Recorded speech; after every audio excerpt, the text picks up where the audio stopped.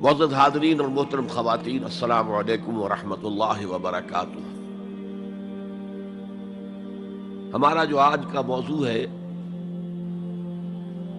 وہ عنوان ہی سے نظر آ رہا ہے کہ طوالت طلب ہے، ایمان، اسلام اور اللہ کی راہ میں جد و جہد۔ سب سے پہلی بات اس ضمن میں یہ سمجھنی چاہیے کہ قرآن مجید میں ایمان اور اسلام اور مومن اور مسلم تقریباً ہم معنی اور مترادف الفاظ کے طور پر استعمال ہوئے، اگرچہ ایمان کا زیادہ تعلق انسان کے باطن سے ہے، اس کے ذہن سے ہے، قلب سے ہے، اور اسلام کا زیادہ تعلق اس کے عمل سے ہے۔ تاہم جس شخص کے دل میں ایمان ہے اور عمل میں اسلام ہے، اسے آپ مومن کہیں یا مسلم کہیں، کوئی فرق واقع نہیں ہوتا۔ Call the rose by any name, it will smell as sweet۔ لیکن یہ کہ اگر دو اصطلاحیں ہیں قرآن کی اور ہمارے دین کی، تو لازماً ان میں کوئی فرق ہے، اور یہ جو آج ہم جس کا مطالعہ کر رہے ہیں، یہ مقام قرآن حکیم کا اہم ترین مقام ہے اس خاص مضمون کے اعتبار سے۔ یہ وضاحت میں نے اس لیے کر دی کہ خاص مضمون کے اعتبار سے کہ قرآن کا کوئی ایک لفظ بھی غیر اہم نہیں ہے، لیکن مختلف موضوعات کے اعتبار سے مختلف مقامات کو سب سے بڑھ کر اہمیت کا حامل قرار دیا جا سکتا ہے۔ تو خاص اس موضوع پر، ایمان اور اسلام کے فرق پر، یہ مقام قرآن حکیم کا اہم ترین مقام ہے۔ قالت الاعراب آمنا، یہ بدو لوگ کہہ رہے ہیں ہم ایمان لے آئے۔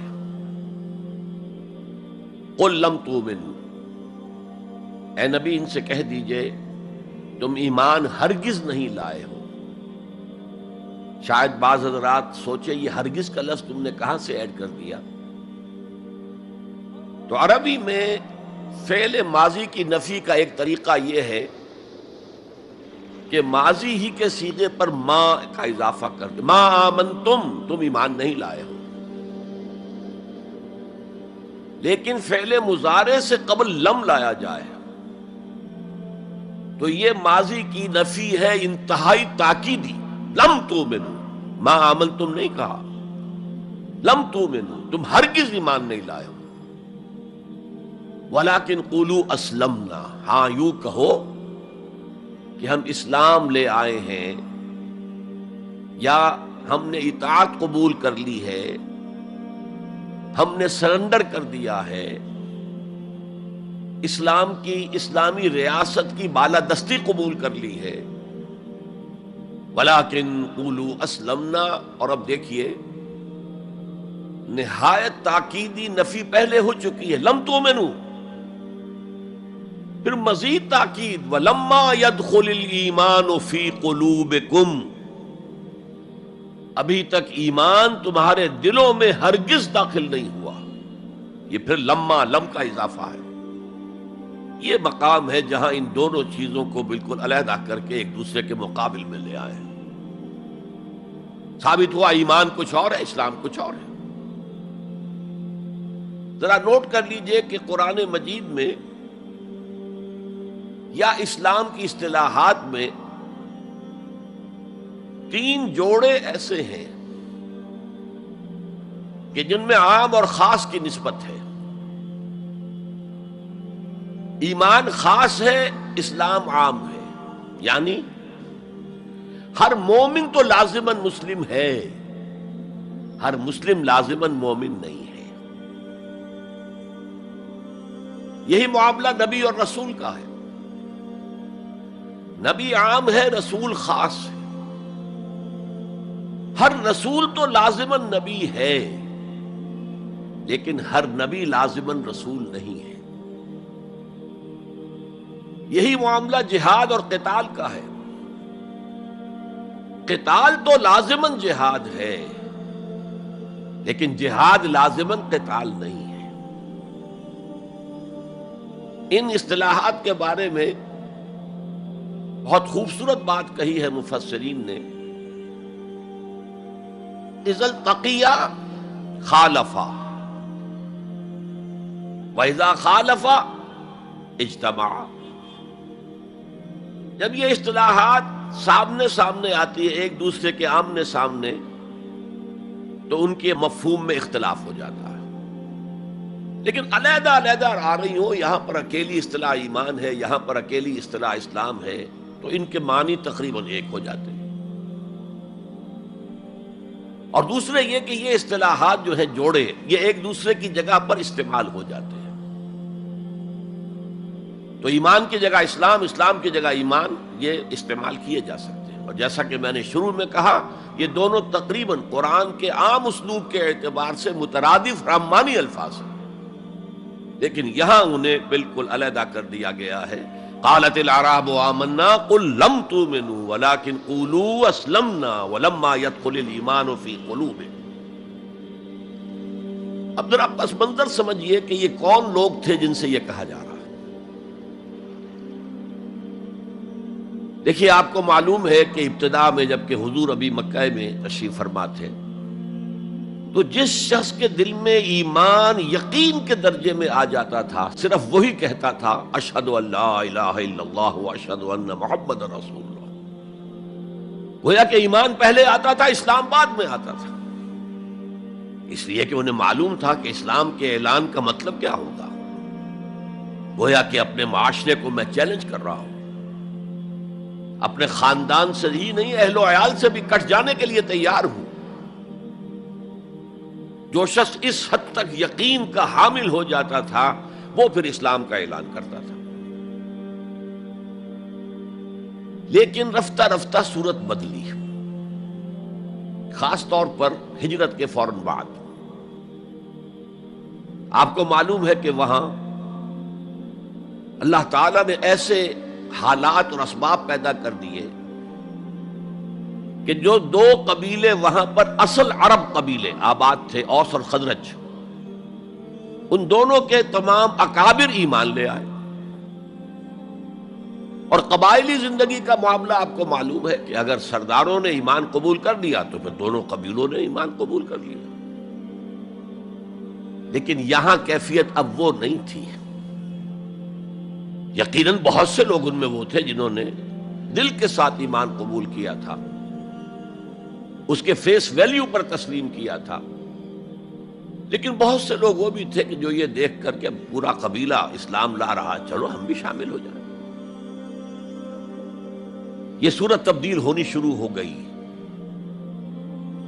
یعنی ان کے حد تک اسلام پہلے آ گیا، پھر رفتہ رفتہ حضور کی معیت میں رہے، حضور کی صحبت حاصل رہی اور اس سے استفادہ کیا، تو ایمان بھی پیدا ہوتا چلا گیا۔ اب یہاں اسلام پہلے آیا، ایمان بعد میں آیا۔ یہی کیفیت ہماری ہے آج۔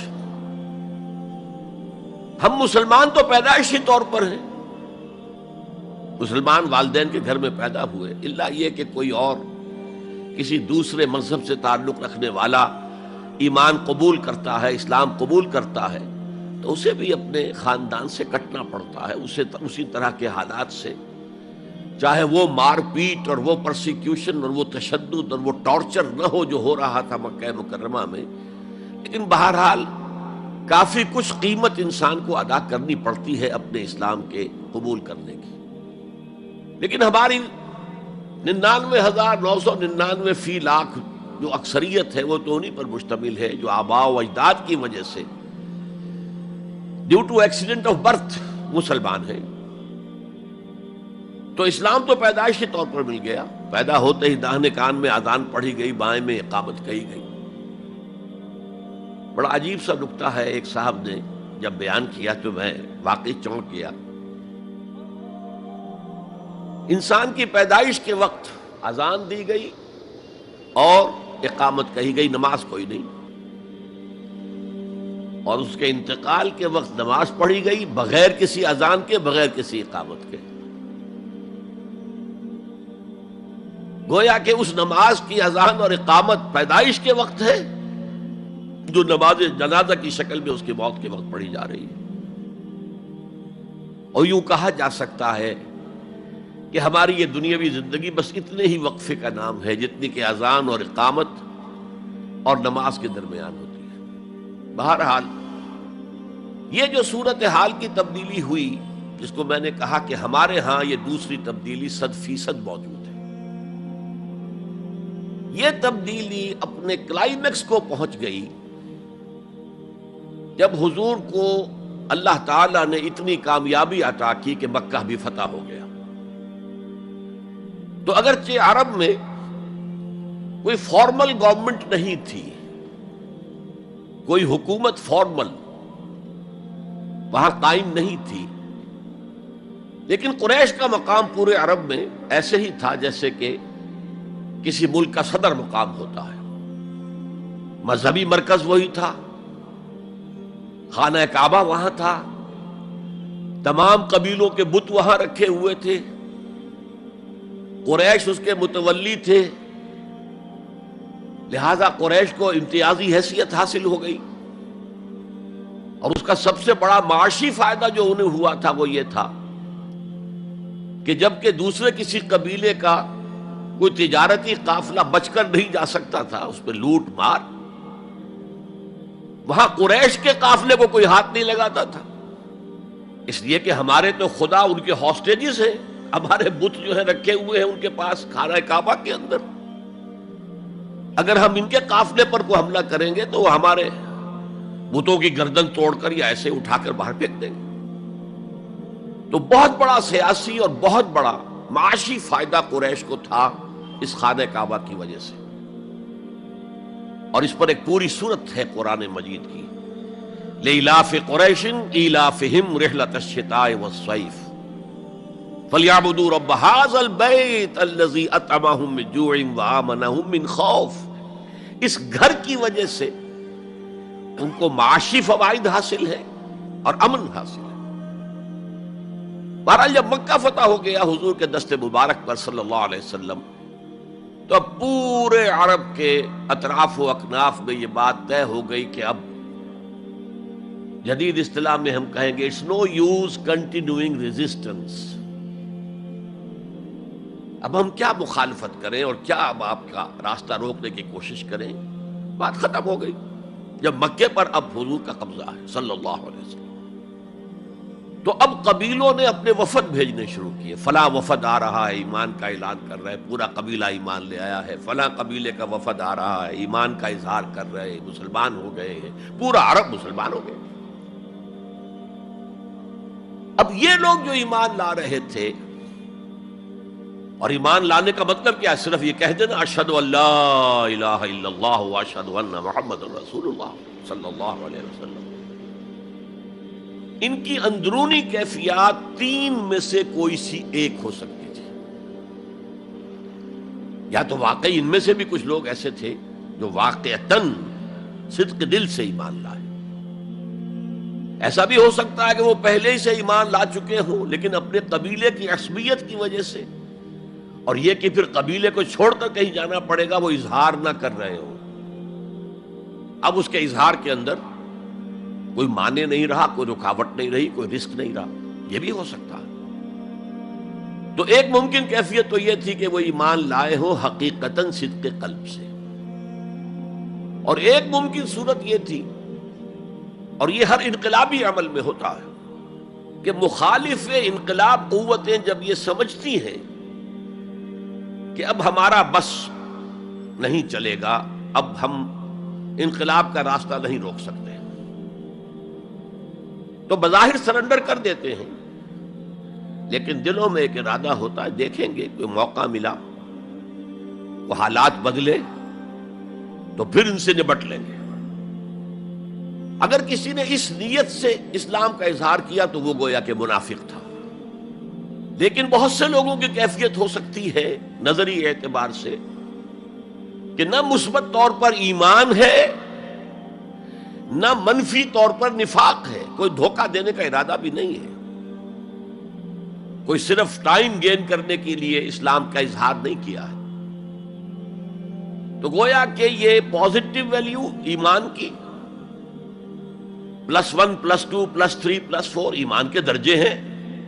ایک عام آدمی کا ایمان ہے، ایک ابو بکر صدیق کا ایمان ہے، زمین و آسمان کا فرق ہے.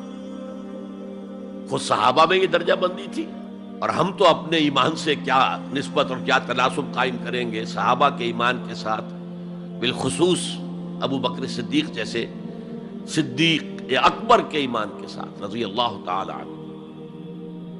اسی طرح -1 -2 -3 -4 یہ منافقت کے درجے ہیں. کس درجے کا نفاق ہے، کس درجے میں ڈٹرمینیشن ہے کہ we have only to buy time, اب اس کے سوا چارہ نہیں ہے، اب ہم ریزسٹ نہیں کر سکتے. It's no use continuing resistance. سر جھکا لو and wait for some occasion, opportunity, کہ پھر کھڑے ہو اور اس انقلاب کو انڈو کر دیں، ختم کر دیں. کاؤنٹر ریولوشنری موومنٹ جیسے کہ بالفعل ہوئی، جھوٹے نبی کھڑے ہو گئے، اور ایک مرحلہ تو ایسا آیا کہ معلوم ہوتا تھا کہ پورا عرب مرتد ہو گیا. جیسے وہ شکل تھی اذا جاء نصر اللہ والفتح ورأيت الناس يدخلون في دین اللہ افواجا، اس کے بالکل برعکس پوزیشن ہو گئی یخرجون من دین اللہ افواجا.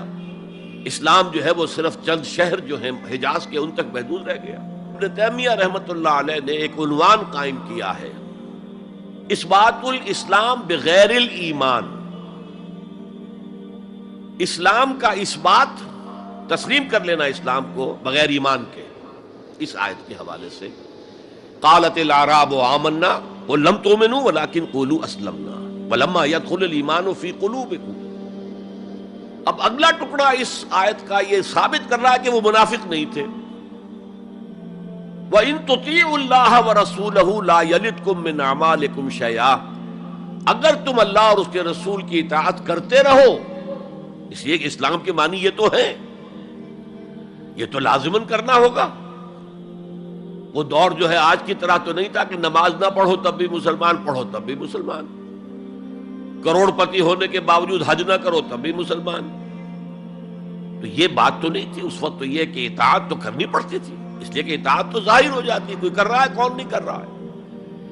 ایک چھوٹی سی بستی مدینے کی، ان میں کون نماز پڑھ رہا ہے کون نہیں پڑھ رہا صاف واضح ہوتا تھا. لہذا منافقین کو بھی آ کر نماز پڑھنی پڑتی تھی، بلکہ جو رئیس المنافقین تھا وہ ہمیشہ پہلی صف میں ہوتا تھا.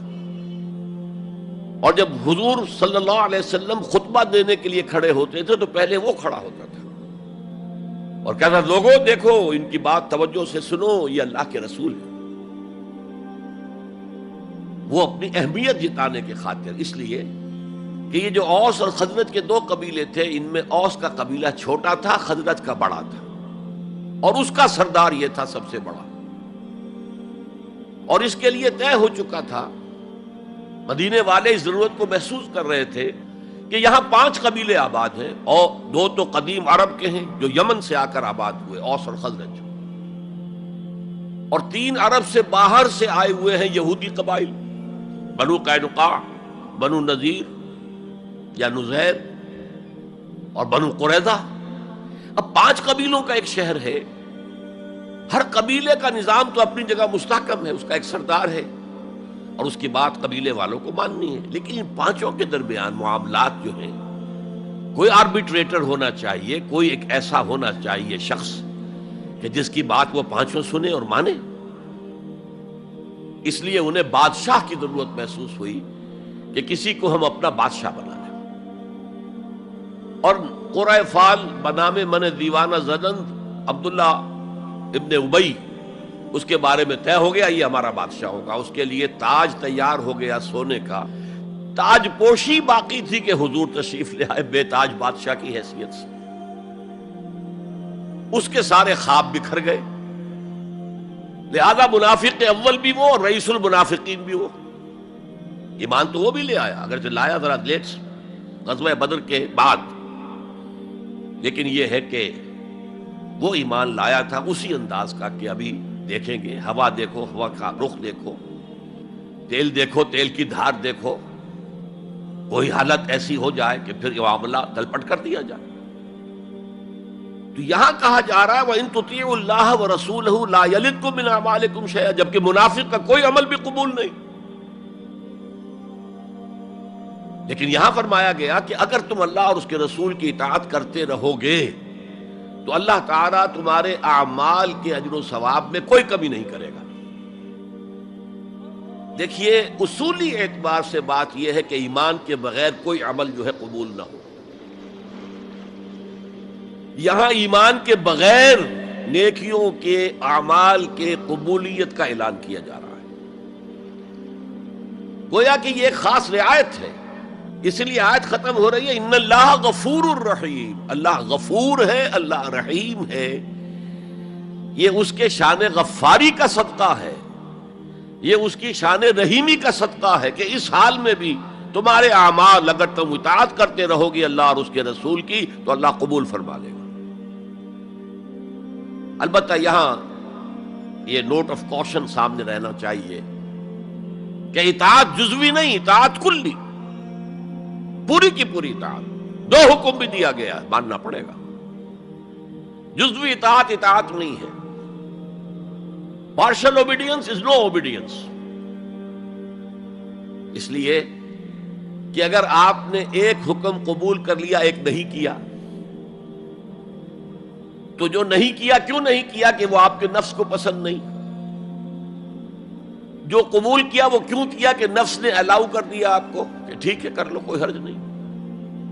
دونوں حالتوں میں ویٹو تو نفس کے ہاتھ میں ہے. لہذا partial obedience is no obedience at all. چنانچہ اس پر جو وعید آئی ہے سورہ بقرہ کی آیت نمبر 85 میں افتؤمنون ببعض الکتاب وتکفرون ببعض،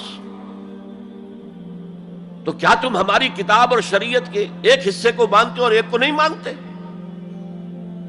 فما جزاء من يفعل ذلك منکم، تو جو کوئی بھی تم میں سے یہ روش اختیار کرے گا اس کی کوئی سزا نہیں ہے الا خزي فی الحیات الدنیا، سوائے اس کے کہ دنیا کی زندگی میں ذلیل اور خوار کر دیے جائیں. وَيَوْمَ الْقِيَامَةِ يُرَدُّونَ إِلَىٰ أَشَدِّ الْعَذَابِ، اور قیامت کے دن شدید ترین عذاب میں جھونک دیے جائیں. وَاللَّهُ بِغَافِلٍ عَمَّا تَعْمَلُونَ، اور جو کچھ تم کر رہے ہو اللہ اس سے غافل نہیں ہے. تم اپنی ظاہری ٹیپ ٹاپ سے، اپنے داڑھیوں کے طول سے اللہ کو دھوکہ نہیں دے سکتے، اپنے عمروں اور حجوں کی تعداد سے اللہ کو دھوکہ نہیں دے سکتے. He sees you through and through، تمہارے باطن کو دیکھتا ہے، تمہارے دل کو دیکھتا ہے. اسے معلوم ہے کہ تم نے حج تو کیا، حرام کی کمائی سے کیا ہے. بہرحال یہ بڑی شدید وعید والی آیت ہے قرآن مجید میں کہ جس کا نقشہ ہماری نگاہوں کے سامنے آج دنیا میں مسلمانوں کی کیا وقت ہے، کیا حیثیت ہے. 1.25 ارب سے لے کر 1.5 ارب تک کی تعداد ہے جو آنکی جاتی ہے مسلمانوں کی دنیا میں. گویا کہ ہر چوتھا یا ہر 5واں انسان مسلمان ہے. کتنا بڑا رقبہ ان کے قدموں تلے ہے. ہر طرح کے وسائل اللہ نے مہیا کیے ہیں، معدنیات، نباتات، پھر جو آج کی سب سے بڑی دولت تیل، اس کے سب سے بڑے ذخیرے مسلمانوں کے قدموں تلے ہیں. اس سب کے باوجود عزت نام کی کوئی شے نہیں. بین الاقوامی معاملات میں کوئی ہم سے رائے لیتا ہی نہیں. کسٹمی پرسد کے بھیا کیستی تم ہو کون، تمہاری رائے کیا؟ G7 بیٹھیں گے، G9 بیٹھیں گے، G13 ہوں گے، G15 ہوں گے، وہ بیٹھ کر طے کریں گے. کوئی مسلمان ملک نہ G7 میں نہ G15 میں، جسے ہم محاورے میں کہتے ہیں نہ 3 میں نہ 13 میں. یہ ہے ہماری عزت آج دنیا میں. اکثر مسلمان ملکوں کی حکومتیں امریکہ کی جیب میں ہیں. یہ ہے ہماری حیثیت. تو ذلت جو ہے وہ تو آج ہم پر ہے مسلط. فما جزاء من يفعل ذلك منكم الا خزي في الحیات الدنیا ويوم القیامة. اب یہ قیامت کے دن کی بات جو اللہ فرما رہے ہیں، دعا ہی کی جا سکتی ہے کہ اللہ تعالیٰ اس سے بچا لے، کرم فرمائے، اپنی شان غفاری اور شان رحیمی سے ہمیں اس روز کی ذلت سے اور شدید ترین عذاب میں جھونک دیے جانے کی جو یہاں پر خبر سنائی جا رہی ہے، وعید سنائی جا رہی ہے، اللہ تعالیٰ اسے بچا لے۔ تو اس آیت کو اب آپ سامنے رکھیے۔ البتہ ایک بات میں اور آپ سے عرض کر دوں کہ جو کیفیت اس آیت میں سامنے آئی ہے یہ مستقل نہیں رہ سکتی۔ اگر کوئی شخص واقعتاً چاہے آغاز میں اس کا دل پازیٹیولی ایمان سے خالی تھا، لیکن ساتھ ہی نیگیٹو نفاق سے بھی خالی تھا، کہہ سکتے ہیں زیرو لیول ہے، پلس ویلیوز اور مائنس ویلیوز کے درمیان زیرو آئے گا، تو باطن کے اعتبار سے چاہے وہ زیرو لیول پر تھا، لیکن اگر وہ اطاعت کرتا رہا، نماز پڑھتا رہا، روزہ رکھتا رہا، زکوٰۃ دیتا رہا، حرام چیزوں سے بچتا رہا، فرائض ادا کرتا رہا، تو اس سے لازماً ایمان پیدا ہو جائے گا اس کے دلوں میں۔ اس لیے کہ یہ دو طرفہ پروسیس ہے، بائی لیٹرل۔ ایمان سے عمل پیدا ہوتا، عمل سے ایمان پیدا ہوتا۔ عمل انسان جب کرتا ہے، اللہ کی راہ میں قربانیاں دیتا ہے، زادتہم ایمانا، ان کے ایمان میں اضافہ ہو گیا۔ اچھا، اب یہ ہے پس منظر ایمان اور اسلام کا فرق۔ اب اس کے حوالے سے یہ بھی، اس سے پہلے اگرچہ میں اشارے کر چکا ہوں، اسلام کی جو تعریف کی گئی ہے، متفق علیہ روایت ہے حضرت عبداللہ ابن عمر سے رضی اللہ تعالی عنہما، بنی الاسلام علی خمس، اسلام کی عمارت 5 چیزوں پر قائم ہے: شہادت اللہ الہ الا اللہ وان محمد رسول اللہ، وإقام الصلاۃ وإیتاء الزکوٰۃ وصوم رمضان وحج البیت من استطاع الیہ سبیلا۔ کلمہ شہادت ہے کہ میں گواہی دیتا ہوں اللہ کے سوا کوئی معبود نہیں، اور میں گواہی دیتا ہوں کہ محمد صلی اللہ علیہ وسلم اللہ کے رسول ہیں۔ پھر 4 عبادات ہیں، نماز ہے، روزہ ہے، زکوٰۃ ہے، حج ہے۔ تو اسلام جو ہے دنیا میں قائم ہے ان 5 بنیادوں پر۔ اب ان میں خاص طور پر دیکھیے لفظ ایمان کہیں نہیں آیا۔ گویا کہ اسلام کی بنیاد اقرار باللسان پر ہے، اور دنیا میں کسی شخص کے مسلمان سمجھے جانے کا دار و مدار صرف اسی پر ہوگا۔ اگرچہ بعض فقہا نے کہا ہے کہ تصدیق بالقلب بھی ہونی چاہیے ساتھ، ٹھیک ہے، لیکن ہم ویریفائی تو نہیں کر سکتے نا، دنیا میں تو معاملہ قانون کا ہے، اور قانون تو ویریفائیبل فیکٹس کے اوپر فیصلہ کرے گا۔ ہم نہ کسی کے ایمان کو ویریفائی کر کے سند دے سکتے کہ ایمان ہے، نہ کسی کے ایمان کی نفی کر سکتے۔ تو دنیا میں معاملہ سارا اسلام پر ہے۔ ایک مسلمان اسلامی ریاست کا مکمل شہری ہے، ایک مسلمان معاشرے کا مکمل ایک رکن ہے۔ اسلام ہی پر سارا نظام ہے اس دنیا میں، لیکن آخرت میں سارا دار و مدار ایمان پر ہے۔ اس لیے کہ اللہ تو معذور نہیں ہے کہ دلوں کے حال کو نہ جانتا ہو۔ ان اللہ لا ينظر الى صورکم ولا الى اموالکم ولکن ينظر الى قلوبکم واعمالکم۔ اللہ تعالیٰ نہ تمہاری صورتوں کو دیکھتا ہے، نہ تمہارے مالوں کو دیکھتا ہے، بلکہ وہ تو دیکھتا ہے تمہارے دلوں کو اور تمہارے اعمال کو۔ امام بخاری رحمت اللہ علیہ کا موقف کہ ایمان میں عمل بھی شامل ہے انٹیگرل پارٹ کی حیثیت سے، یہ حقیقی ایمان کے اعتبار سے 100% درست ہے۔ دل میں یقین ہوگا تو کیسے عمل اس کے خلاف ہو جائے گا، لیکن لیگل اور کانسٹیٹیوشنل لیول پر جسے ہم اسلام کہیں گے، عمل علیحدہ ہے، ایمان علیحدہ ہے، اور ایمان حقیقی گھٹتا بھی ہے، بڑھتا بھی ہے۔ زادتہم ایمانا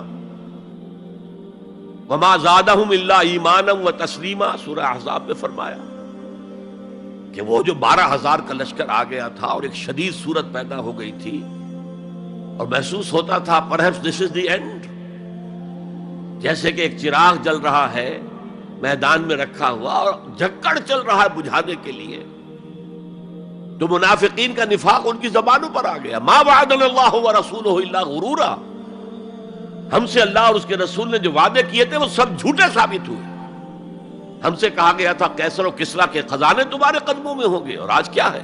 ہم رفع حاجت کے لیے باہر نہیں جا سکتے۔ تو منافقین کے اندر کا روگ جو تھا وہ ان کی زبانوں پر آ گیا۔ اور اہل ایمان کا معاملہ کیا ہوا؟ انہوں نے جب دیکھا لما راول احزاب قالوا ھذا ما وعدنا اللہ ورسولہ، انہوں نے کہا یہی تو ہے جس کا ہم سے اللہ اور اس کے رسول نے وعدہ کیا تھا۔ یہ آیت تو سورہ بقرہ میں نازل ہو چکی تھی، وَلَنَبْلُوَنَّكُمْ بِشَيْءٍ مِّنَ الْخَوْفِ وَالْجُوعِ وَنَقْصٍ مِّنَ الْأَمْوَالِ وَالْأَنفُسِ وَالثَّمَرَاتِ وَبَشِّرِ الصَّابِرِينَ، ہم لازماً آزمائیں گے تمہیں، لازماً آزمائیں گے، خوف سے، بھوک سے، فقر و فاقے سے، جان اور مال اور ثمرات کے ضیاع سے اور زیاں سے۔ فصل تیار کھڑی ہے اور عین وقت آ گیا ہے جنگ کا، اور وقت پر فصل کھجور کی اتاری نہ گئی تو تباہ ہو جائے گی، لیکن نہیں، نکلنا ہے۔ یہی معاملہ تھا جو کہ تبوک کے موقع پر ہوا ہے۔ قحط کی کیفیت تھی اور اب فصل تیار تھی، اب ساری امیدیں اس فصل پر تھی، کھجور کی، لیکن ظاہر ہے کہ کھجور کی فصل اتارنا کوئی عام خواتین کا کام تو نہیں ہے، لیکن مردوں سے کہا جا رہا نکلو اللہ کی راہ میں، سب کے سب۔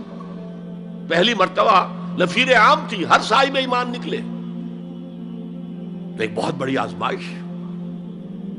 تو جو راسخ الایمان تھے، صادق الایمان تھے، ان کا رد عمل سچویشن ایک ہی ہے۔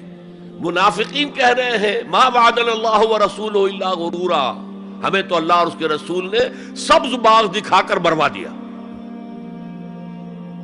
اور اہل ایمان کہہ رہے ھذا ما وعدنا اللہ ورسولہ وصدق اللہ ورسولہ وما زادہم الا ایمانا وتسلیما، اور ان میں نہیں کوئی شے بڑھی مگر ایمان اور تسلیم کے۔ جبکہ وہ جو ایک کانسٹیٹیوشنل ایمان ہے وہ ایک جامد شے ہے، it's a legal status that you get as a Muslim, تو یہ سٹیٹس نہ گھٹتا ہے نہ بڑھتا ہے۔ یہ نہیں ہو سکتا کہ ایک باپ کے اگر دو بیٹے ہیں اور ایک متقی ہے، زاہد ہے، عابد ہے، تہجد گزار ہے، دوسرا فاسق و فاجر ہے، تو وراثت میں اس تہجد گزار کو زیادہ حصہ ملے اور دوسرے کو جو ہے وہ کم ملے؟ نہیں، ایکول۔ المسلم کفو لکل مسلم، تمام مسلمان آپس میں جہاں تک ان کے لیگل اور پولیٹیکل حقوق کا تعلق ہے برابر۔ تو یہ فرق ہے ایمان اور اسلام میں۔ البتہ یہ میں آپ کو بتا چکا ہوں کہ یہ بھی ہو سکتا ہے کہ اسلام پہلے آئے، ایمان بعد میں آئے۔ ہم میں سے جب بھی اللہ تعالیٰ کسی کو نصیب فرما دے حقیقی ایمان، یقین والا ایمان، جیسے میں نے دعا کی اللہم نور قلوبنا بالایمان، اے اللہ ہمارے دلوں کو منور کر دے، روشن کر دے ایمان کے ساتھ، نور ایمان سے جگمگا اٹھے ہمارا دل، واشرح صدورنا للاسلام، اور ہمارے سینوں کو کھول دے اسلام کے لیے، اسلام کی ہر شے ہمیں حسین نظر آئے۔ حضور صلی اللہ علیہ وسلم کی حیات طیبہ کے آخری ایام میں یہ واقعہ پیش آیا کہ حضور مسجد نبوی میں تشریف فرمائے، مجمع موجود ہے، اچانک ایک شخص ظاہر ہوتا، شدید و بیاض الثیاب،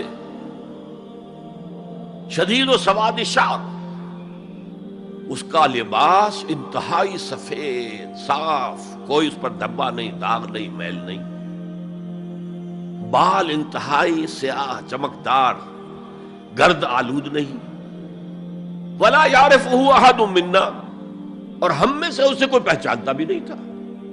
کسی بھی ریت سے، خاک سے بالکل آلودہ ہوئے بغیر بال ہیں، تو شاید یہ مدینے کا رہنے والا ہو، تو مدینے والوں میں سے کوئی تو ہوتا کہ جو اس کو جانتا پہچانتا، کوئی نہ کوئی تو گریٹ کرتا اس کو مجمع میں، آؤ آؤ ادھر آ جاؤ، میرے پاس آ جاؤ، کوئی نہیں۔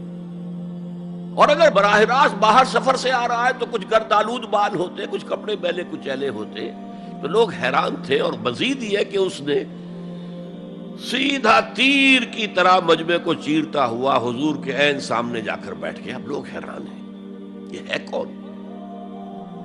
اس کی یہ جرت، یہ جسارت، اور اس طرح دو زانو بیٹھا کہ حضور کے گھٹنوں کے ساتھ اپنے گھٹنے جوڑ دیے اور حضور کی رانوں پر اپنے دونوں ہاتھ رکھ دیے۔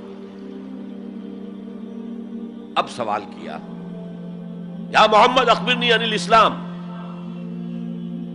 اے محمد مجھے بتاؤ اسلام کیا ہے؟ حضور نے فرمایا وہی جو میں ابھی آپ کو حدیث سنا چکا ہوں، الاسلام ان تشہد اللہ الہ الا اللہ وان انا رسول اللہ وان تقیم الصلاۃ وتؤتی الزکاۃ وتصوم رمضان وتحج البیت ان استطعت الیہ سبیلا۔ پھر کہا اخبرنی عن الایمان۔ لیکن یہ کہ ان روایتوں میں بھی اس کو روایت کرنے والے بہت سے صحابہ ہیں، عبداللہ ابن عمر بھی ہے، حضرت عمر خود بھی ہے رضی اللہ تعالی عنہما، ابو ہریرہ بھی ہے، عبداللہ ابن مسعود بھی ہیں۔ چونکہ ایک مجمع میں واقعہ ہو رہا تھا نا، تو مجمع کے اندر تو بہت سے لوگ سن رہے ہیں۔ اگرچہ جیسے آج بھی ہوگا کہ میں جو بات کہہ رہا ہوں آپ میں سے بہت سے حضرات میری ساری بات سن کر اگر کہیں جا کر رپورٹ کریں گے تو ان کی باتوں میں اختلاف ہو جائے گا۔ لہذا اس حدیث کی روایت میں اختلاف ہے۔ بعض روایت تو یہ ہے کہ پہلے پوچھا اخبرنی عن الایمان، پھر پوچھا اخبرنی عن الاحسان یا عن الاسلام، اور یہ جو حضرت عمر کی روایت ہے اس میں ہے سب سے پہلے آپ نے پوچھا اخبرنی عن الاسلام، پھر دوسرا سوال آیا اخبرنی عن الایمان۔ اچھا اس کے بعد ایک دو سوال اور بھی کیے، اب میں تفصیل میں نہیں جا سکتا۔ پھر وہ شخص چلا گیا، حضور نے کہا ذرا اس کو بلانا واپس، تو دیکھا تو کہیں بھی نہیں، زمین کھا گئی، آسمان اچک کر لے گیا، اللہ جانے۔ تب حضور نے فرمایا اوہ یہ جبرائیل تھے جو تمہیں تمہارا دین سکھانے آئے تھے، یعلمکم دینکم اذ لم تسألوہ، جبکہ تم نے اس کے بارے میں سوال نہیں کیا۔ اور یہ پہلی بار ہے کہ میں جبرائیل کو پہچان نہیں سکا، انسانی شکل میں وہ آئے اور میں پہچان نہیں پایا، ورنہ اکثر حضرت دہیہ کلبی کی شکل میں آتے تھے انسانی صورت میں جب بھی حضرت جبرائیل آتے تھے۔ حضرت دہیہ کلبی جو ہے وہ بہت ہی حسین جوان رانا ان کی شکل میں آتے تھے۔ بہرحال یہ اتنا اہم مسئلہ ہے کہ اس کو کلیئر کرنے کے لیے کہ دودھ کا دودھ پانی کا پانی علیحدہ ہو جائے۔ ایمان کیا ہے، اسلام کیا ہے؟ دنیا کا نظام اسلام پر ہے، ایمان پر نہیں ہے۔ آخرت کا معاملہ ایمان پر ہے، اسلام پر نہیں ہے۔ کوئی شخص مسلمانوں کا بہت بڑا قائد ہو، بہت بڑا لیڈر ہو، لیکن ہو سکتا ہے آخرت میں زیرو ہو۔ میں حدیث سنا چکا ہوں آپ کو، ایک شخص دنیا میں شہید سمجھا جا رہا تھا، ایک شخص دنیا میں بہت بڑا عالم سمجھا جا رہا تھا، ایک شخص دنیا میں بہت بڑا سخی سمجھا جا رہا تھا، اور اللہ نے سب کے دعوے جو ہیں ان کی نفی کر دی۔ تم نے جنگ کی تھی اس لیے لیقال جریء کہا جائے، بہت ہی جری آدمی ہے صاحب، بہت بہادر آدمی، کیا کہنے اس کے۔ لیقال سخی، بھائی بڑا سخی آدمی ہے، سخاوت کے دریا بہا دیے اس نے، بھائی بہت بڑا عالم ہے، اس سے علم کا کتنا جو ہے لوگوں کو فیض پہنچا ہے۔ وقد قیل، یہ تمہارا مقصود تھا، وہ مقصود دنیا میں حاصل ہو چکا، تمہاری شہرت کے ڈنکے بج چکے، اب یہاں تمہارے لیے کچھ نہیں۔ اور پھر اللہ حکم دے گا اور فرشتے منہ کے بل گھسیٹتے ہوئے اسے جہنم میں جھونک دیں گے، تو وہ اسلام وہاں کام نہیں آئے گا۔ بلکہ اسلام کیا، اسلام پر اتنی اضافی خوبیاں بھی کام نہیں آئیں گی اگر دل میں ایمان نہیں اور اس کے نتیجے میں نیت درست نہیں۔ حقیقت البر پر ہم گفتگو کر چکے ہیں، نیکی کی اصل حقیقت کیا ہے۔ اسی موضوع پر اصل میں امام ابو حنیفہ جو فقیہ ہے، ان کی کوئی کتاب اور تصنیف فقہ پر نہیں ہے، وہ سارے ان کے شاگردوں کے فتاوی ہیں جو بعد میں مرتب ہوئے۔ ہاں ان کی ایک تصنیف ہے الفقہ الاکبر، بڑی فقہ جو میجر ایشوز ہیں، مسلمان کون ہے اور مسلمان گناہ کبیرہ کرے تو کافر ہو جاتا ہے یا نہیں ہو جاتا۔ بعض احادیث سے ثابت ہوتا ہے کہ وہ تو کافر ہو گیا، ایمان سے محروم ہو گیا۔ میں وہ حدیث سنا چکا ہوں آپ کو، واللہ لا یؤمن واللہ لا یؤمن واللہ لا یؤمن، خدا کی قسم وہ شخص مومن نہیں، خدا کی قسم وہ شخص مومن نہیں، خدا کی قسم وہ شخص مومن نہیں۔ صحابہ لرز گئے، کانپ گئے، قیل من یا رسول اللہ، حضور کس کے بارے میں ارشاد فرما رہے ہیں؟ فرمایا الذی لا یامن جارہ بوائقہ، وہ شخص کہ جس کی ایذا رسانی کی وجہ سے اس کا پڑوسی چین میں نہیں ہے، امن میں نہیں، سکون میں نہیں۔ تو بظاہر تو نتیجہ نکلا کہ ایمان کی اتنی نفی ہو رہی تو کافر ہے، اور یہی سب سے بڑی غلطی جو سب سے پہلا فرقہ پیدا ہوا اسلام میں وہ تو اسی بنیاد پر ہوا تھا۔ خوارج کا موقف یہی تھا، گناہ کبیرہ کا مرتکب کافر ہے، اور کافر ہے تو گویا کہ مرتد ہے، اور مرتد ہے تو واجب القتل ہے، اس کا مال بھی تم پر مباح ہے کہ لے لو اور قبضہ کر لو، اس کی بیویاں بیٹیاں بھی تم پر مباح ہے کہ انہیں اپنی کنیزیں بنا لو۔ حالانکہ بڑے متقی لوگ تھے خوارج. حضرت علی کو بہرحال ان سے جنگ کرنی پڑی. 4000 خوارج جو ہیں جنگ نہروان کے اندر قتل ہوئے، اور پھر خوارج کی تکفیر پر امت کا اجماع ہوا کہ وہ دائرہ اسلام سے خود خارج ہو گئے تھے. ان موضوعات پر امام ابو حنیفہ کی تسلیم اپنی ہے، گناہ کبیرہ سے بھی وہ شخص کافر نہیں ہوتا. بہرحال ہمارا جو اصل موضوع ہے اس کی طرف میں آ رہا ہوں. اسلام اور ایمان کو جب علیحدہ علیحدہ اس طرح کر دیا، نیچرلی اب ایک سوال پیدا ہوتا ہے کہ پھر مومن کو ڈیفائن کیجئے. ہو از اے مومن؟ We want to be acknowledged as مومنز. کیا پری ریکویزٹس ہیں، کیا شرائط ہیں؟ یہ دیکھیے ربط آیت بالآیت. چونکہ آیت نمبر 14 میں اسلام اور ایمان جدا، اور کچھ لوگوں کا اسلام قبول، اطاعت قبول، ایمان کی نفی مطلق. لم تؤمنوا ولما يدخل الایمان فی قلوبکم. تو اس پس منظر میں نیچرل کوسچن ہے جو اٹھتا ہے، مومن کون ہے؟ ڈیفائن کیجیے. اور یہ آیت اگلی اس اعتبار سے قرآن مجید کی اہم ترین آیت ہے. A comprehensive definition of who is a مومن، جس کو اصطلاح میں کہا جاتا ہے جامع و مانع تعریف. جامع اور مانع تعریف، کسی چیز کو ڈیفائن کریں اس طریقے سے کہ کوئی شے جو اس کے باہر ہے وہ اس میں داخل نہ ہو جائے، اور کوئی شے جو اس کا جز ہے باہر نہ رہ جائے. جامع بھی ہو، اس کے تمام اجزاء اس میں آ جائیں، اور مانع ہو کہ کوئی شے جو اس سے مناسبت نہ رکھتی ہو اس میں شامل نہ ہو سکے. جامع و مانع تعریف مومن کی وہ اس آیت میں، آیت نمبر 15. انما المؤمنون الذين آمنوا بالله ورسوله ثم لم يرتابوا. اب یہاں بھی وہ اسلوب حصر ہے انما، اور حصر کا مفہوم میں کئی دفعہ سمجھا چکا ہوں کہ آپ کہیں کہ زید عالم ہے، اس سے دوسروں کے علم کی نفی نہیں ہوئی، اور بھی ہو سکتے ہیں. زید ہی عالم ہے تو دوسروں کی نفی ہو گئی کہ اس مجمع میں صرف ایک عالم ہے اور وہ زید ہے، باقی کوئی عالم نہیں. اسے حصر کہتے ہیں. تو میں نے چونکہ کہا ہے کہ most comprehensive definition of who is a مومن، اس کا آغاز بھی حصر سے ہے، اس کا اختتام بھی حصر پر ہے. انما کلمہ حصر ہے، اور آخر میں اولئک ھم الصادقون، وہ بھی اسلوب حصر ہے. انما المؤمنون الذین آمنوا باللہ ورسولہ ثم لم یرتابوا. مومن تو صرف وہ ہے جو ایمان لائے اللہ پر اور اس کے رسول پر، پھر شک میں ہرگز نہیں پڑے. یہ پھر لم آ گیا، یہاں مرتابو نہیں آیا، لم یرتابو، ہرگز شک میں نہیں پڑے. یہ واحد مقام قرآن کا جہاں پر کہ یہ لفظ اضافی طور پر آیا ہے ایمان کے بعد. ثم لم یرتابو، یرتابو بنا ریب سے، شک. الف لام میم ذالک الکتاب لا ریب فیہ. ارتابا یرتابو، شک میں پڑ جانا. ثم لم یرتابو، پھر شک میں ہرگز نہیں پڑے. ان کا دل ایمان پر یقین کے ساتھ معمور ہو گیا. چنانچہ پازیٹیو انداز میں یہی شان بیان ہوئی ہے صحابہ کی اکثریت کی اسی سورہ حجرات میں. فرمایا گیا صحابہ کرام سے وَلَٰكِنَّ اللَّهَ حَبَّبَ إِلَيْكُمُ الْإِيمَانَ وَزَيَّنَهُ فِي قُلُوبِكُمْ.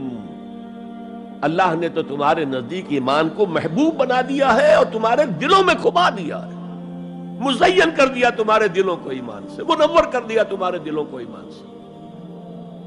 تو یہاں فرمایا انما المؤمنون الذین آمنوا باللہ ورسولہ ثم لم یرتابوا، اضافی شرط. وجاہدوا باموالہم وانفسہم فی سبیل اللہ، اور جہاد کیا انہوں نے اپنے مالوں کے ساتھ اور جانوں کے ساتھ اللہ کی راہ میں. یہ دوسری شرط لازم. گویا جہاد کے بغیر کوئی ایمان نہیں. یہ جامع و مانع تعریف ہے. اولئک ھم الصادقون، صرف یہ لوگ سچے ہیں. یہ اگر دعویٰ کریں آمنا تو ٹھیک ہے، ان کا دعویٰ صحیح ہے، درست ہے، لیکن یہ دو پری ریکوزٹس پورے کرنے ہوں گے. اب اس کو میں سمجھانے کے لیے کہا کرتا ہوں کہ دیکھیے یہ 5 ارکان تو اسلام کے ہو گئے، کلمہ شہادت، نماز، روزہ، حج، زکوٰۃ۔ اس میں جب حقیقی ایمان دلوں میں اتر جائے گا تو ایک تو رکن یہاں اضافی ہو جائے گا، یقین قلب، صرف گواہی نہیں، صرف وربل اٹیسٹیشن نہیں، یقین قلب بھی۔ اور دوسرا عمل میں آ جائے گا جہاد فی سبیل اللہ۔ وہ 5 ارکان قائم رہیں گے۔ اسلام عام ہے، ایمان خاص ہے، تو اسلام کے 5 ارکان تو ہیں موجود، وہ تو شامل رہیں گے۔ اگرچہ ظاہر بات ہے جب دل میں یقین پیدا ہو جائے گا تو اب نماز کی شان کچھ اور ہوگی۔ ایک ہے چھدا اتارا جا رہا ہے، بس نماز ایک فقہی جو ہے وہ ہم نے ادا کر دی ہے، جس کو کہا گیا ہے کہ جیسے مرغا ٹھونگے مارتا ہے ایسے سجدے کیے ہیں اور گئے۔ ایک نماز وہ ہوگی جسے حضور نے کہا الصلاۃ معراج المومنین، تو ایمان حقیقی کے ساتھ نماز کی شان کچھ اور ہوگی، اور ایک اس رسمی سے اسلام کے ساتھ نماز کی شان کچھ اور ہوگی۔ لیکن وہ 5 ارکان قائم رہیں گے، 2 کا اضافہ ہو جائے گا، شہادت کے بعد اس کے ساتھ یقین قلبی، اور ان 4 عبادات کے ساتھ جہاد فی سبیل اللہ۔ یہ جو رے آف لائٹ کا جو اسپیکٹرم بنتا ہے اسے پرزم میں سے جب گزارے تو 7 روشنیاں نظر آتی ہیں۔ وہ تو نظر آتی ہیں، 2 اور بھی ہیں جو نظر نہیں آتی، الٹرا وائلٹ، انفرا ریڈ۔ یہ الٹرا وائلٹ ہے اور یہ انفرا ریڈ ہے، جہاد والی، جس میں جانیں دینی پڑتی ہے، خون کا معاملہ بھی آتا ہے۔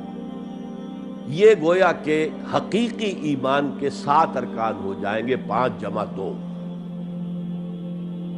تب وہ شخص مومن کہلانے کا مستحق ہوگا۔ قُلْ أَتُعَلِّمُونَ اللَّهَ بِدِينِكُمْ، اے نبی ان سے کہیے تم اللہ کو بتانا چاہتے ہو، جتلانا چاہتے ہو اپنا دین۔ میں چونکہ ہریانہ میں پیدا ہوا تھا، حصار میں، تو وہاں کی جو مقامی بولی تھی اس کی کچھ چیزیں یاد ہیں۔ تھوتھا چنا باجے گھنا، جو چنا اندر سے خالی ہو گیا، کیڑا کھا چکا ہے، اس کے اندر آواز زیادہ ہو جاتی ہے۔ خالی برتن زیادہ آواز دیتا ہے، برتن بھرا ہوا ہے تو ظاہر بات ہے ڈل ہو جائے گی۔ تو وہاں تھوتھا چنا، کھوکھلا چنا، باجے گھنا، اس کی آواز جو ہے زیادہ آتی ہے۔ تو جن کے دلوں میں وہ ایمان نہیں تھا وہ بڑھ چڑھ کر کے ہم دیکھیے جی ہم تو اسلام لے آئے، ہم تو بغیر لڑے بڑے اسلام لے آئے۔ حضور ہمارے ساتھ تو خصوصی معاملہ ہونا چاہیے، ہمیں زکوٰۃ میں سے خصوصی حصہ ملنا چاہیے۔ یہ جو وہ جتلاتے تھے اپنے دین کو، تو فرمایا قُلْ أَتُعَلِّمُونَ اللَّهَ بِدِينِكُمْ، کیا اللہ کو اپنا دین جتلا رہے ہو؟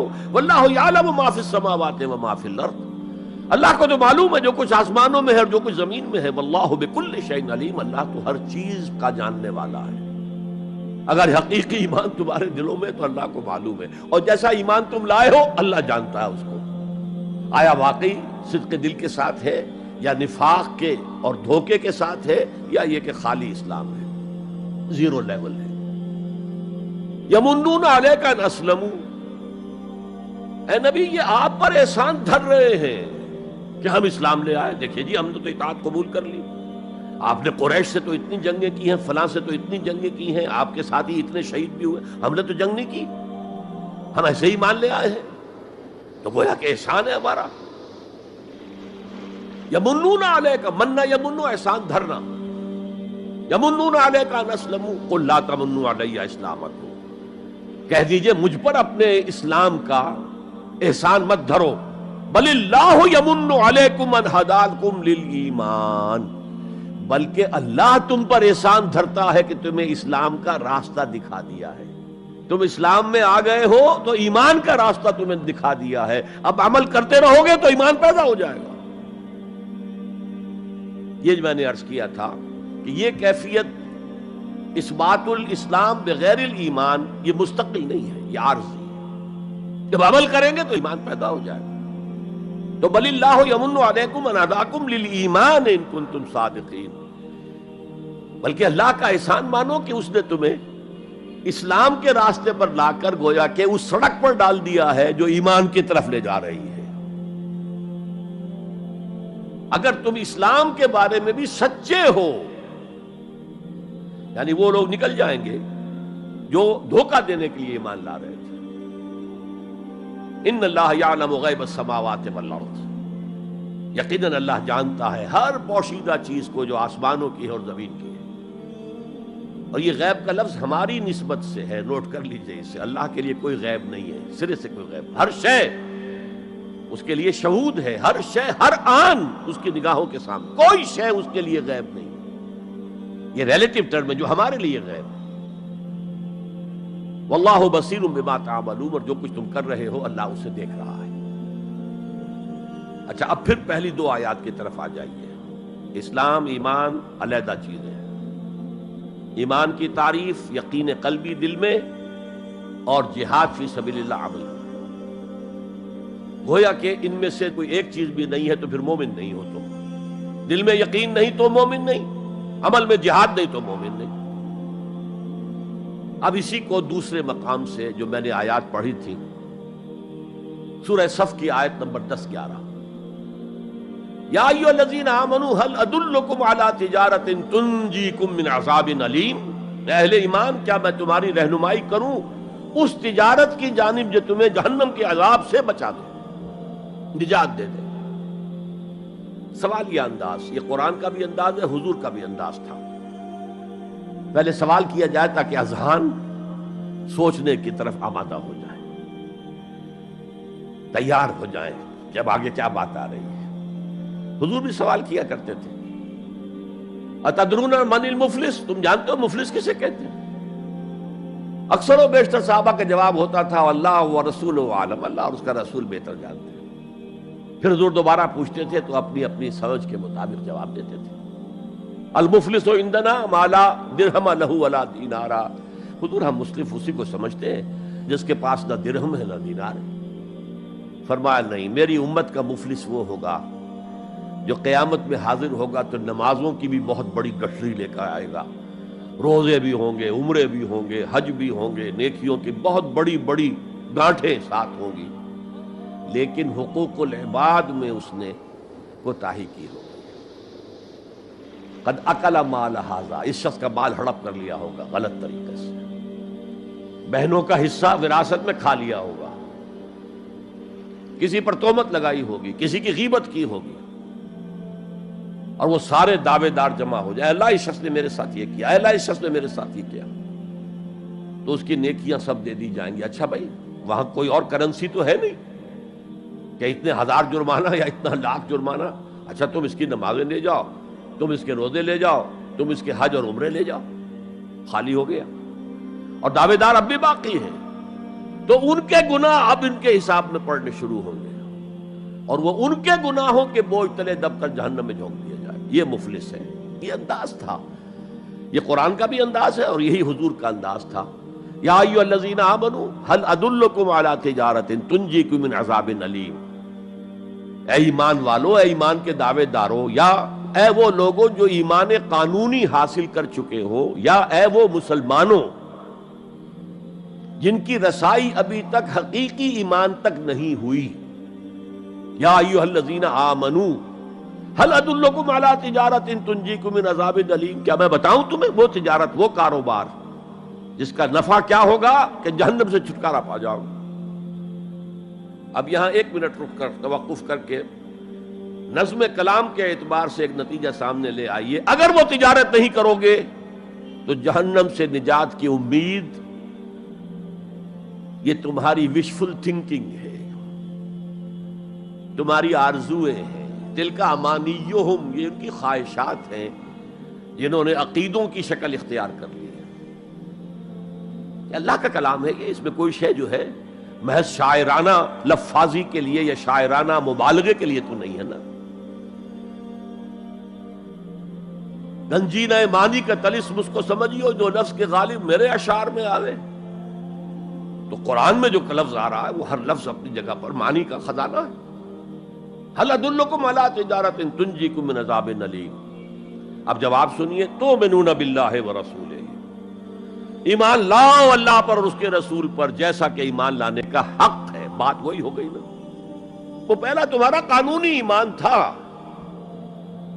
اصل ایمان کچھ اور ہے۔ اسی کو سورہ نساء میں فرمایا یا ایھا الذین آمنوا آمنوا باللہ ورسولہ والکتاب الذی نزل علی رسولہ والکتاب الذی انزل من قبل، اے ایمان کے دعوے دارو ایمان لاؤ جیسا کہ ایمان لانے کا حق ہے اللہ پر بھی اور اس کے رسول پر بھی، اور اس کتاب پر بھی جو اپنے رسول پر اس نے نازل فرمائی، اور اس کتاب پر بھی جو پہلے نازل کی تھی۔ تؤمنون باللہ ورسولہ وتجاہدون فی سبیل اللہ باموالکم وانفسکم، بالکل وہی آیت نمبر 15 بن گئی کہ نہیں سورہ حجرات کی؟ ایمان لاؤ اللہ پر اس کے رسول پر، یا ایمان رکھو اللہ پر اس کے رسول پر جیسے کہ ایمان کا حق ہے، اور جہاد کرو اللہ کی راہ میں اپنی جانوں اور مالوں کے ساتھ۔ تؤمنون باللہ ورسولہ وتجاہدون فی سبیل اللہ باموالکم وانفسکم ذالکم خیر لکم ان کنتم تعلمون، یہی تمہارے حق میں بہتر ہے اگر تم سمجھو، اگرچہ بظاہر تو گھاٹے کا سودا ہے دنیاوی اعتبار سے، اللہ کی راہ میں جہاد کرنا جان کا اندیشہ، قتال کے لیے نکلنا جان کا، جو اگر بچ کے آ گئے تو ایک نئی زندگی سمجھیے، ورنہ انسان میدان جنگ میں جاتا ہے تو جان ہتھیلی پر رکھ کر جاتا ہے۔ مال مانگا جا رہا ہے اللہ کی راہ میں، مال دے کر دنیا میں تو بہرحال دولت کی کمی کا احساس ہوتا ہے نا، اگرچہ تمہیں گھاٹے کا سودا نظر آتا ہے، حقیقت میں یہی نفع کا سودا ہے اگر تمہارے پاس علم حقیقی ہے۔ اب ان دو مقامات سے جو نتیجہ میں نے نکالا، there can be no ایمان without jihad فی سبیل اللہ، there can be no salvation on the day of judgment without jihad فی سبیل اللہ۔ کس قدر اہم ہے جہاد فی سبیل اللہ کو اب سمجھنا، اس کے تقاضوں کو جاننا، اس کی شرائط کا فہم حاصل کرنا۔ اس ضمن میں جو دنیا میں آج غلط فہمیاں پھیلی ہوئی ہیں اور زبردستی پھیلائی بھی جا رہی ہیں جان بوجھ کر، اس کا اصل سبب ہم خود ہیں۔ ہماری بہت بڑی غلطی ہوئی، بہت بڑی غلطی ہوئی، بہت بڑی غلطی ہوئی کہ ہم نے جہاد اور قتال کو ہم مانی قرار دے دیا۔ یہ بھی جوڑا وہی ہے، عام اور خاص، لیکن جہاد اور قتال یہ ہم مانی نہیں ہے، سینونیمس نہیں ہے۔ اسی لیے میں نے سورہ صفی کی آیت نمبر 4 بھی آپ کو سنائی۔ اب یہ اس اعتبار سے جہاد اور قتال فی سبیل اللہ پر قرآن مجید کی جامع ترین صورت ہے، کل 14 آیتیں، اس میں جہاد فی سبیل اللہ کا ذکر بھی ہے، یہ آیت نمبر 11 کے اندر، اور آیت نمبر 4 میں قتال فی سبیل اللہ کا حکم بھی ہے۔ ان اللہ یحب الذین یقاتلون فی صفا صفا کانہم بنیان مرصوص، اللہ کو محبوب تو وہ بندے ہیں اس کے جو اس کی راہ میں جنگ کرتے ہیں صفیں باندھ کر گویا کہ سیسا پلائی ہوئی دیوار ہے۔ قتال فی سبیل اللہ، جہاد فی سبیل اللہ، دو اصطلاحات ہیں، ان کا مفہوم بالکل ایک تو نہیں ہو سکتا۔ ہمارے ہاں ان دونوں کو مترادف قرار دے دیا، اس کے نتائج کیا نکلے؟ قتال ہر وقت تو ہوتا ہی نہیں، لہذا جہاد ثانوی شے ہو گیا، اس کی اہمیت ہی نہیں رہی، وہ جو بیک برنر کی جگہ ہوتی ہے وہاں رکھ دیا گیا۔ بعض لوگوں نے ایک اور غلطی کی اس کے برعکس، جہاد کی اہمیت کے پیش نظر انہوں نے اسے ارکان اسلام میں داخل کر دیا۔ یہ بہت بڑی جسارت ہے، اس لیے کہ متفق علیہ حدیث حضرت عبداللہ ابن عمر سے میں سنا چکا ہوں، 5 ارکان اسلام کے، اور حدیث جبرائیل میں اسلام کی ڈیفینیشن وہی 5 چیزیں، چھٹی چیز داخل کرنے کا کسی کو حق نہیں۔ ارکان اسلام میں جہاد فی سبیل اللہ شامل ہے، ارکان ایمان میں شامل ہے۔ There can be no ایمان without جہاد فی سبیل اللہ، and there can be no salvation، نجات کا کوئی امکان نہیں ہے اگر جہاد فی سبیل اللہ نہیں۔ ہم نے مترادف بنا کر ایک طرف تو سیکنڈری حیثیت دے دی اس کو، اور اس سے ستم والا ستم، مسلمان جنگ کرے وہ جہاد فی سبیل اللہ ہے۔ مسلمان بادشاہ ہے، زانی ہے، شرابی ہے، بدماش ہے، عیاش ہے، اور وہ صرف کسی اپنے پڑوسی غیر مسلم ملک پر حملہ کر رہا ہے تاکہ اس کی ریونیوز بڑھ جائیں، اس کی آمدنی بڑھ جائے، اس کی عیاشیوں کا میں اضافہ ہو جائے، وہ اور زیادہ بڑے محل بنائے، تو اس کی جنگ جہاد فی سبیل اللہ ہوگی۔ ہم نے بدنام کیا جہاد فی سبیل اللہ۔ اب غیر مسلم تو یہ سب کچھ دیکھتے ہیں، جہاد کسے کہتے ہیں؟ اسی کے اعتبار سے پھر مفہوم ان کے سامنے آتا. یہ مغالطہ ہم نے ڈالا، اس کے نتائج آج ہم بھگت رہے ہیں. اب سمجھیے مثبت طور پر جہاد فی سبیل اللہ ہے کیا، اس کے مراحل کیا ہیں. ایک 9 سٹوریڈ بلڈنگ کا آپ تصور کریں گے جس کی اس نویں منزل پر جا کر قتال آئے گا، اس سے پہلے نہیں. لیکن اس سے بھی پہلے لفظی معنی کیا ہے جہاد کے؟ جہاد کا لفظ بنا جوہد سے. جوہد کے معنی کوشش، جد و جہد اردو میں ہم بولتے ہیں، اور آج کے عنوان میں بھی جد و جہد ہی کا لفظ استعمال ہوا ہے. لیکن جیسا کہ میں نے کہا تھا مختلف ابواب میں آنے سے معنی بدلتے ہیں. جہاد یا مجاہدہ، جوہد یک طرفہ ہے، کوشش، کسی کام کے لیے آپ کوشش کر رہے ہیں. To exert yourself for something, for some objective.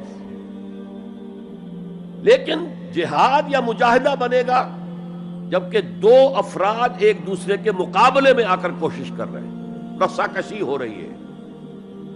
لہذا کوشش اور کشاکش، اس میں جو فرق ہے. رسا کشی، ایک ٹیم ادھر ہے ایک ادھر ہے، وہ رسے کو ادھر کھینچ رہی ہے وہ ادھر کھینچ رہی ہے. تو یہ دو طرفہ عمل ہے، جہاد یا مجاہدہ.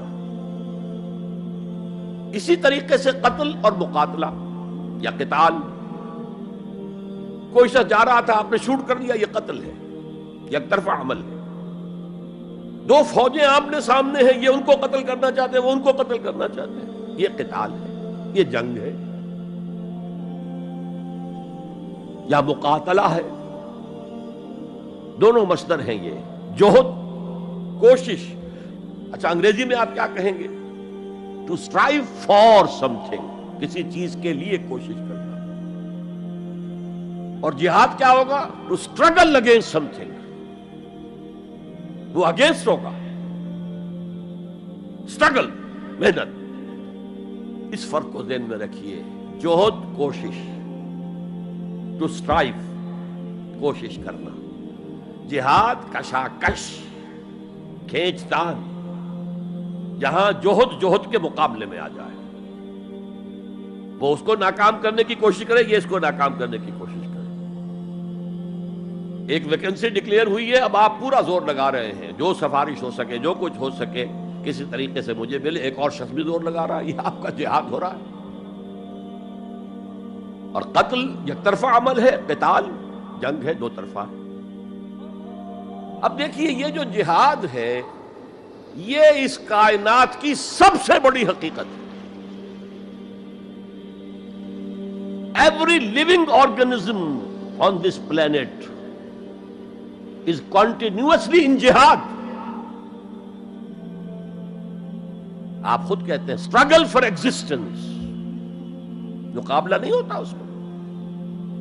کاروبار میں مقابلہ ہو رہا ہے، ملازمتوں میں مقابلہ ہو رہا ہے، مقابلوں کے امتحان ہو رہے ہیں. حیوانات، جرثومے، چھوٹے چھوٹے سے، اسٹرگل فار ایگزسٹنس. اسے جہاد زندگانی کہیں گے آپ، جہاد زندگی. Every living creature, every living organism is engaged in continuous jihad, struggle for existence. اس کو جہاد زندگانی کا لفظ دیا اقبال نے.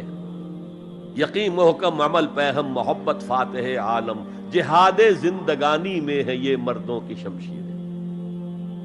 اچھا مسلمان بھی جب یہ کام کرتا ہے، جہد للبقاء، اسٹرگل فار ایگزسٹنس، اگر وہ شریعت کے احکام کے مطابق کر رہا ہے تو یہ عبادت ہے. اگر حرام ذریعے استعمال کر رہا ہے، غلط ذریعے استعمال کر رہا ہے، دھوکہ دے رہا ہے، جھوٹی قسمیں کھا رہا ہے، تو یہ حرام کے درجے میں چلا گیا. اور اگر آپ اپنی اس جہد بقا کو، جہاد وجود کو، جہاد زندگانی کو اسلام کے اصولوں کے مطابق کر رہے ہیں، یہ عبادت ہے. حضور نے فرمایا القاسم و حبیب اللہ، جو شخص محنت کر کے کماتا ہے وہ اللہ کا ساتھی، اللہ کا دوست ہے، حبیب اللہ. اور سب سے بہترین کھانا بتایا وہ ہے رزق جو اپنے ہاتھ کی کمائی سے ہو، محنت، مشقت. بہرحال یہ جہاد کا ایک آغاز ہے. میں نے کہا تھا یہ یونیورسل فینومینن ہے، یونیورسل، اس کائنات کی سب سے بڑی حقیقت یہی ہے. اس سے اوپر اٹھیے، انسانی سطح پر سب سے بڑا جہاد اپنے حقوق کا حصول، the freedom struggle, the struggle for self determination. کوئی قوم آ کر آپ پر حاکم ہو گئی، اس سے نجات حاصل کرنا. یہ جہاد فی سبیل الحریت. فی سبیل کسے کہتے ہیں؟ For the cause of, in the cause of. جہاد فی سبیل الحریت جائز ہے، سب کریں گے، سب کی آزادی حق ہے، کسی کو غلام بنا کر رکھنے کا کسی کو اختیار نہیں ہے. تو struggle for freedom it's a universal phenomenon. اور مسلمان بھی اگر کرے گا اور اللہ کی حدود کے اندر رہ کر کرے گا تو وہ بھی اللہ کے ہاں وہ اجر و ثواب کا مستحق ہوگا، بلکہ اگر جان دے دے گا شہید شمار ہوگا. اس لیے کہ حضور کی ایک حدیث ہے، من قتل دون مالہ فہو شہید. جو شخص اپنے مال کی حفاظت میں مارا گیا وہ بھی شہید ہے. اب آپ کہیں جا رہے تھے، آپ کے پاس کچھ مال ہے، جیب میں کچھ ہے، کوئی ڈاکو آ گئے آپ کو گھیر لیے. اب آپ کے پاس دو راستے، ایک تو آپ کہیں لو بھائی جو کچھ ہے یہ حاضر ہے، لے لو، میری جان بخشی کرو، اور ایک یہ کہ آپ ڈٹ جائیں. اس ڈٹ جانے میں اگر جان چلی گئی تو آپ شہید ہیں. من قتل دون مالہ، تو مال سے تو 1000 گنا بڑی شے ہے حریت، فی سبیل الحریہ. لیکن ہم نے کیا غلطی کی؟ فریڈم سٹرگل کو بھی جہاد فی سبیل اللہ کہہ دیا. بہت بڑی غلطی، جس کا سب سے بڑا مثل میں آپ کو بتاتا ہوں. یہ مڈ 50s کی بات ہے. میں اپنے MBA سے فارغ ہو کر منٹگمری میں، جو اب سائیوال کہلاتا ہے، جا کر آباد ہو گیا تھا والدین کے پاس. الجزائر میں اس وقت فریڈم سٹرگل چل رہی تھی فرانس کے خلاف. تو اس کے لیے کچھ فنڈز حاصل کرنے کے لیے ایک وفد آیا پاکستان کے دورے پر. ایک تو کرنل صاحب تھے، کرنل عودہ، وہ تو داڑھی مونچھ صاف تھے جیسے ہوتے ہیں عام طور پر فوجی. لیکن ایک بہت بڑے عالم دین علامہ بشیر الابراہیمی الجزائری، بہت مشہور، بہت بڑے عالم، وہ بھی ساتھ تھے. انہوں نے جو تقریر کی عربی میں، جہاد فی سبیل اللہ، جہاد فی سبیل اللہ. واقعہ یہ کہ وجد میں آ گیا پورا مجمع. وہ لوگ تو وجد میں نہیں آ سکے ہوں گے جنہوں نے ترجمہ، جنہوں نے سنا ہے، لیکن میں عربی سے واقف تھا تو میں واقعتاً وجد میں آ گیا. قرآن کا بیان، حدیث کے بیان، جہاد فی سبیل اللہ کی اہمیت، جہاد فی سبیل اللہ کا مقام و مرتبہ. اچھا جو بھی ہو سکا، پیسے ہم نے جمع کیے، کمیٹی بنائی، تھیلی پیش کی. Now prepare for the shock. جب یہ جہاد کامیاب ہوا تو ایک سوشلسٹ ریاست قائم ہو گئی. How come؟ اگر یہ جہاد فی سبیل اللہ تھا تو اسلامی ریاست قائم ہونی چاہیے تھی. اگر درخت آم کا تھا تو اس میں نمولی کیسے لگ گئی؟ معلوم ہوا کہ ہم نے غلطی کی تھی. ہم نے اسے جہاد حریت کی بجائے جہاد فی سبیل اللہ کہہ دیا. بھئی جہاد حریت جائز ہے اور اس کے لیے جان دینا بھی شہادت ہے، لیکن آپ نے اس کو جہاد فی سبیل اللہ کیسے کہہ دیا؟ چنانچہ یہ نوٹ کر لیجئے کہ میں نے جب افغانستان میں روسی فوجیں داخل ہو گئیں تو جو وہاں پر ایک سٹرگل شروع ہوئی ہے، ریزسٹنس شروع ہوئی ہے، میں نے اسے کبھی جہاد فی سبیل اللہ نہیں مانا. جہاد فی سبیل اللہ کا نعرہ لگوا کر امریکہ نے فائدہ اٹھایا، مرے افغان، اور کام بن گیا اس کا آرک رائیول جو ہے وہ ختم ہو گیا. اور نتیجہ پوری دنیا بھگت رہی ہے کہ بائی پولر کی بجائے یونی پولر دنیا ہو گئی. اور وہ جو ایک پول ہے جتنا طاقت کے نشے میں اس وقت چور چور ہے، وہ آپ کو معلوم ہے، مجھے تفصیل میں جانے کی ضرورت نہیں. میں نے کہا تھا جہاد حریت ہے، جائز ہے، to defend your country against an invader, لیکن اسے جہاد فی سبیل اللہ نہ کہیں. اچھا اس سے آگے آئیے، اب ہیومن لیول پر اس سے اوپر کا ایک کی سطح ہے، نظریے اور نظام کے لیے جہاد. ایک نظریہ تھا مارکسزم، اس کی بنا پر نظام جو بنا وہ communism. Who really believed in Marxism and communism, he struggled to establish a communist state. یہ جہاد ہے فی سبیل الاشتراکیہ، اشتراکیت کی راہ میں جہاد کر رہے ہیں، جانے دے رہے ہیں، مر رہے ہیں. زار کی فوجیں جو ہیں وہ شوٹ کر رہی ہیں کھڑے ہو کر کے قطاروں کے اندر، جانے دے رہے ہیں. اس کے بغیر تو ظاہر بات ہے شہنشاہیت، زار کی شہنشاہیت کہیں جگہ چھوڑ سکتی تھی، کہیں اپنی جڑ چھوڑ سکتی تھی. تو یہ جو جہاد ہے یہ ہے ایک نظریے کی بنیاد پر، اس نظریے پر ایک نظام قائم ہوتا. جس نظریے میں وہ بلیو کرتے ہیں کہ یہی حق ہے، یہی انسان کے لیے بہتر ہے، اسی میں عدل ہے، اسی میں انصاف ہے، اس کو قائم کرنے کی جد و جہد کرنا ان پر فرض. نہیں کرتے تو آپ کہیں گے ایسے جھوٹ موٹ کو بنا پھرتا ہے کمیونسٹ، اس کی تو ساری دوستیاں، اس کے سارے تعلقات جو ہیں وہ تو کیپٹلسٹ کے ساتھ ہیں، تو ان کے تنخواہیں لیتا. آپ کہتے ہیں کہ نہیں کہتے؟ یہ ہے جہاد.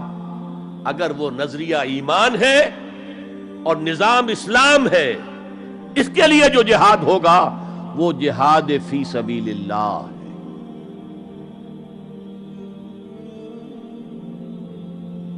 کسی اور مقصد کے لیے جہاد کو آپ جہاد فی سبیل اللہ نہیں کہہ سکتے. آپ ڈیموکریسی کے قیام کے لیے کسی بادشاہت کو ختم کر کے ڈیموکریسی کا نظام قائم کرنا چاہتے ہیں، جہاد ہے، جہاد فی سبیل الدیمقراطیہ، جہاد for the cause of democracy, جہاد فار دی کاز آف اشتراکیت. اسی معنی میں قرآن مشرکین مکہ کو بھی مجاہد قرار دیتا تھا. وہ تھے مجاہدین فی سبیل الشرک، جانے نہیں دے رہے تھے، کیا قربانیاں نہیں دے رہے تھے، وہ اپنے عقیدے کے لیے، اپنے نظریے کے لیے، اپنے نظام کے لیے جانے دے رہے تھے. تو یہ ہے جہاد نظریے اور نظام کے لیے. پھر میں تیسری مرتبہ دوہرا رہا ہوں، اگر وہ نظریہ ایمان ہے اور نظام اسلام کا ہے، قائم کرنا پیش نظر ہے، تو وہ ہے جہاد فی سبیل اللہ. اب اس کے 3 لیولز ہیں اور ہر لیول پر 3 سب لیولز ہیں. سب سے پہلا جہاد فی سبیل اللہ کا مرحلہ ہے کہ ایمان دل میں آ گیا تو ایک کشاکش اندر شروع ہو جائے گی. میں اگر فرائیڈ کی اصطلاح استعمال کروں تو ایگو اور اڈ یا لبیڈو میں تصادم ہوگا. آپ کے نفس کی خواہش کچھ اور ہے، ایمان کہتا ہے غلط. کشاکش ہوگی کہ نہیں؟ یہ اندرونی جہاد ہے اپنے نفس کے خلاف. جیسے فرعون نے کہا تھا الیس لی ملک مصر وہذہ الانہار تجری من تحتی، کیا میں بادشاہ نہیں ہوں مصر کا؟ مصر کی حکومت میری نہیں ہے؟ اور کیا یہ ساری نہریں جو ہیں میرے نظام کے تحت نہیں چل رہی؟ اسی طرح برا نہ مانیے، ہمارا نفس کہتا ہے یہ جسم میرا ہے، میری ملکیت ہے، اٹس مائی ڈومین، میری خواہش پوری کرنی ہوگی. جیسے اس نے کہا میں نہیں جانتا کوئی خدا ہے میرے سوا اور میرے اوپر، میں نہیں مانتا. نفس بھی کہتا میں نہیں ماننے کو تیار، کیا حلال ہے کیا حرام ہے، کیا جائز ہے کیا ناجائز، میری خواہش پوری کرو.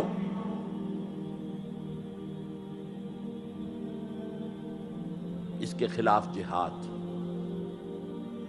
یہ پہلی منزل کا جہاد ہے. اور آپ کو معلوم ہے 3 منزلہ عمارت ہے، تو بلند ترین تو ہے تیسری منزل، اہم ترین ہے پہلی منزل. پہلی منزل بنے گی تو دوسری بنے گی، دوسری ہوگی تو تیسری بنے گی نا. پہلی منزل یہ ہے اور اہم ترین یہ ہے. اسی لیے مولانا روم نے کہا نفس ماں ہم کم ترس فرعون نیست، میرا نفس بھی فرعون سے کم نہیں ہے، لیکن ایرا عون نیست، اس کے پاس لاؤ لشکر تھا، اس نے زبان سے بھی کہہ دیا تھا انا ربکم الاعلی، میں ہوں خدا۔ میرا نفس بیچارہ، اس کے پاس کوئی لاؤ لشکر نہیں، زبان سے تو یہ کچھ نہیں کہتا، اندر یہی کہتا میں بادشاہ ہوں اس وجود کا، میری مرضی پوری ہو۔ اسٹرگل اگینسٹ دس بیسر سیلف، ایک سیلف ہے اونچی سیلف، خودی، انا، ایگو، اور ایک ہے یہ بیسر سیلف، یہ ہماری جبلتیں جو اندھی بہری ہیں، جو حلال اور حرام سے انہیں کوئی غرض نہیں ہے، ان کے خلاف جہاد کرنا۔ آپ نے فرمایا صلی اللہ علیہ وسلم المجاہد من جاہد نفسہ، اصل مجاہد وہ ہے جو اپنے نفس کے خلاف جہاد کر سکے۔ تمہارے اندر یہ دشمن تو بیٹھا ہوا ہے، تکڑا ہے، تمہیں کنٹرول کر رہا، چلے آؤ باہر کے دشمنوں سے جہاد کرنے کے لیے۔ تم نے ٹانگے کو گھوڑے کے آگے باندھ دیا۔ اور ایک دفعہ حضور سے پوچھا گیا ای الجہاد افضل یا رسول اللہ، اے اللہ کے رسول سب سے افضل جہاد کون سا ہے؟ فرمایا ان تجاہد نفسک فی طاعت اللہ، اپنے نفس کے خلاف جہاد کرو، اسے اللہ کا مطیع کرو۔ یہ جو اندر کی کشمکش ہے، کشاکش ہے، یہ جہاد فی سبیل اللہ کا نقطہ آغاز، اللہ کا مطیع بنانا ہے نفس کو۔ اس کے ساتھ دو سب لیول اور ہیں۔ اس نفس کو بھڑکانے والی ایک قوت ہے انویزیبل، اور ویزیبل بھی ہے۔ انویزیبل قوت سب سے بڑی ابلیس، شیطان لعین، اور اس کے چیلے چانٹے جنات میں سے، اور ویزیبل میں انسانوں میں جو اس کے ایجنٹ ہیں، جو فحاشی کو کلچر کا نام دے، یہ اس ابلیس کے چیلے ہیں۔ ان کے خلاف جہاد نہیں کریں گے آپ، اگر آپ ان کے خلاف ایگریسو ایٹیٹیوڈ اختیار نہیں کریں گے تو آپ ان کے دباؤ میں آ جائیں۔ ان الشیطان لکم عدوا فاتخذوہ عدوا، اے لوگوں یہ شیطان تمہارا دشمن ہے، اس کو اپنا دشمن سمجھو۔ وہ تمہیں سبز باغ دکھاتا ہے، بدی کو مزین کر کے دکھاتا ہے، اچھے اچھے نام اس کے رکھ دیتا ہے، اور تمہیں آمادہ کرتا ہے بدی کے ارتکاب پر۔ نہیں، وہ تمہارا دشمن ہے۔ افتتخذونہ وذریتہ اولیاء من دونی، تم مجھے چھوڑ کر اسے اور اس کے چیلے چانٹوں کو تم اپنا دوست بناتے ہو۔ نہیں، شیطان کے خلاف جنگ کرو۔ اور تیسرا اس پر سب لیول کیا ہے؟ معاشرہ اگر بگڑا ہوا ہے، اس کا عمومی رجحان برائی کی طرف ہے، تو سوشل پریشرز آپ کو ادھر دھکیلتے ہیں۔ جیسے کہ اگر کوئی موب جا رہا ہے تو اس کے ساتھ چلنا تو بہت آسان ہے، وہ خود ہی آپ کو دھکیلتا ہوا لے جائے گا۔ اس کے خلاف چلنا بہت مشکل کہا۔ ہو سکتا ہے آپ بڑی زور لگا کے 4 قدم آگے بڑھیں، پھر کوئی ریلا آئے 10 قدم پیچھے لے جائے۔ تب 2 ہی راستے ہیں، زمانہ بات و سازت تو بعد زمانہ بے ساز، یا تو پیسو معاملہ ہے، زمانہ تمہارے ساتھ سازگاری نہیں کرتا، چھوڑو تم زمانے کے ساتھ سازگاری اختیار کر لو، چلو تم ادھر کو ہوا ہو جدھر کی۔ ایک یہ ہے کہ نہیں، زمانہ بات و سازت تو بعد زمانہ ستیس، زمانہ اگر تمہارے ساتھ سازگاری نہیں کر رہا تو زمانے سے جنگ کرو، لڑو، ریزسٹ کرو۔ تو 3 جہاد ہو گئے فرسٹ لیول کے، 3 سب لیولز۔ نفس امارہ، اڈ، لیبیڈو، نفس حیوانی کے خلاف جہاد، اس کو بھڑکانے والے، وسوسہ اندازی کرنے والے، اس میں پھونکے مارنے والے، شیطان اور اس کی ذریت مانوی اور ذریت نسلی، جنات اور انسانوں میں جو اس کے ایجنٹ ہیں، ان کے خلاف جہاد، معاشرے کے خلاف ایک اسٹرگل۔ اب یہ 3 جہاد آپ نے کر لیے، اللہ توفیق دے ہم میں سے ہر ایک کو، تو اب یہ جہاد آپ کے جسم سے باہر نکلے گا، خارج میں آئے گا۔ دوسری منزل ہے نظریاتی تصادم۔ اگر آپ نے ایمان کا نظریہ اختیار کیا ہے تو الحاد کا نظریہ رکھنے والے بھی موجود ہیں،